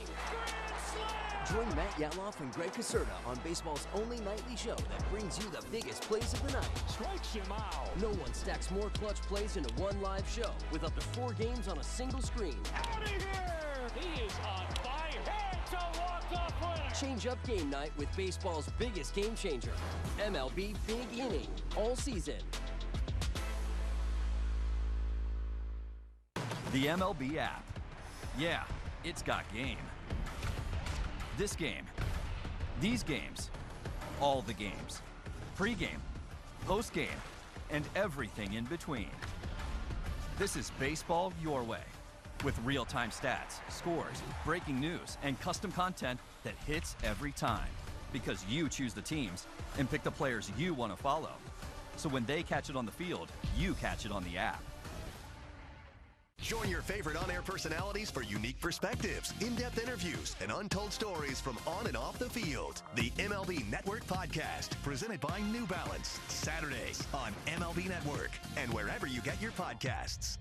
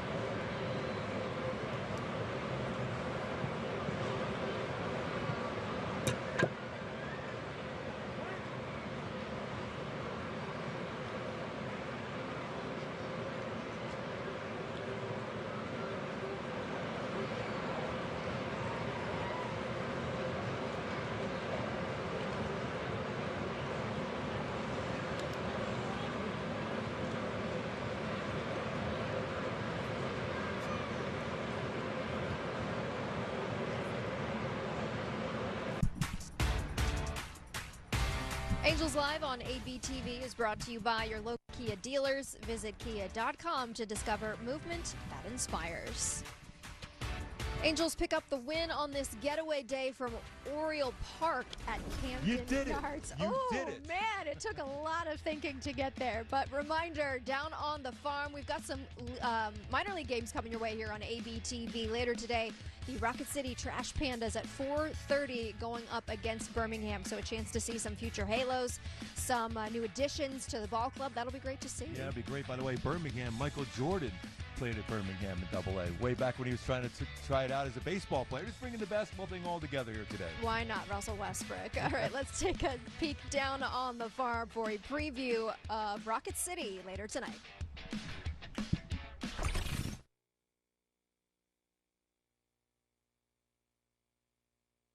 New Angels farmhands made their Trash Pandas debut last night as Rocket City fell to Birmingham on Wednesday evening, 8-4. Former Toronto Blue Jays first-rounder Arjun Nimala went 0 for 3 with a walk, flyout, and 2 groundouts for Rocket City, while fellow former Blue Jay and outfielder Eddie Micheletti Jr. finished 1 for 4 with a double groundout and 2 Ks, both coming to Los Angeles in the Jose Soriano deal. Designated hitter Jacob Cozart, who came from Cleveland in the Joe Adell trade, had an RBI single as well as 2 strikeouts and a deep lineout to left. Outside of the new faces, third baseman Jake Monroe extended his on-base streak to 24 games, during which time he's batting .348 with 3 home runs, 8 doubles, 16 RBI, and a .422 on-base percentage. He was honored as the Trash Pandas Player of the Month in a pregame ceremony. First baseman Caleb Bartolero chipped in last night by going 2-of-4 with a double and 2 runs scored, and on the mound, sidewinder Lucas Malstead tossed another scoreless inning, giving him 12 consecutive scoreless appearances with 20 strikeouts in 16 2/3. With your Trash Pandas update, I'm Josh Carey.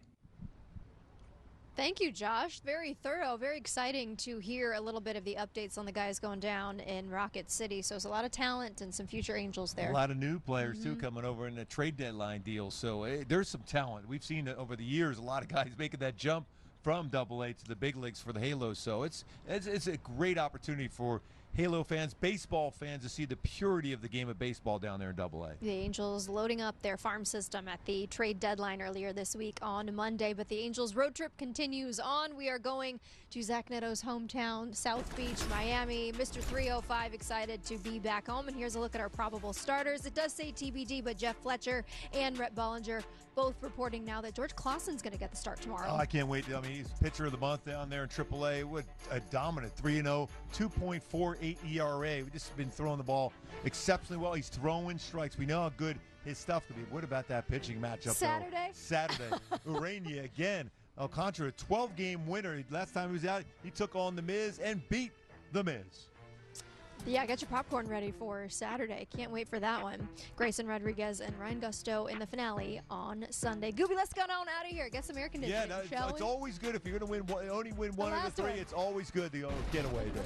A happy flight down to Miami. Zach Neto with his 20th home run of the season lifts the Angels to a win this afternoon in Baltimore. That's going to do it for this version of Angels Live Postgame. For Gooby, I'm Erica. We will see you Friday night from Miami. Game 1 against the Marlins. Until then, enjoy the rest of your Thursday afternoon.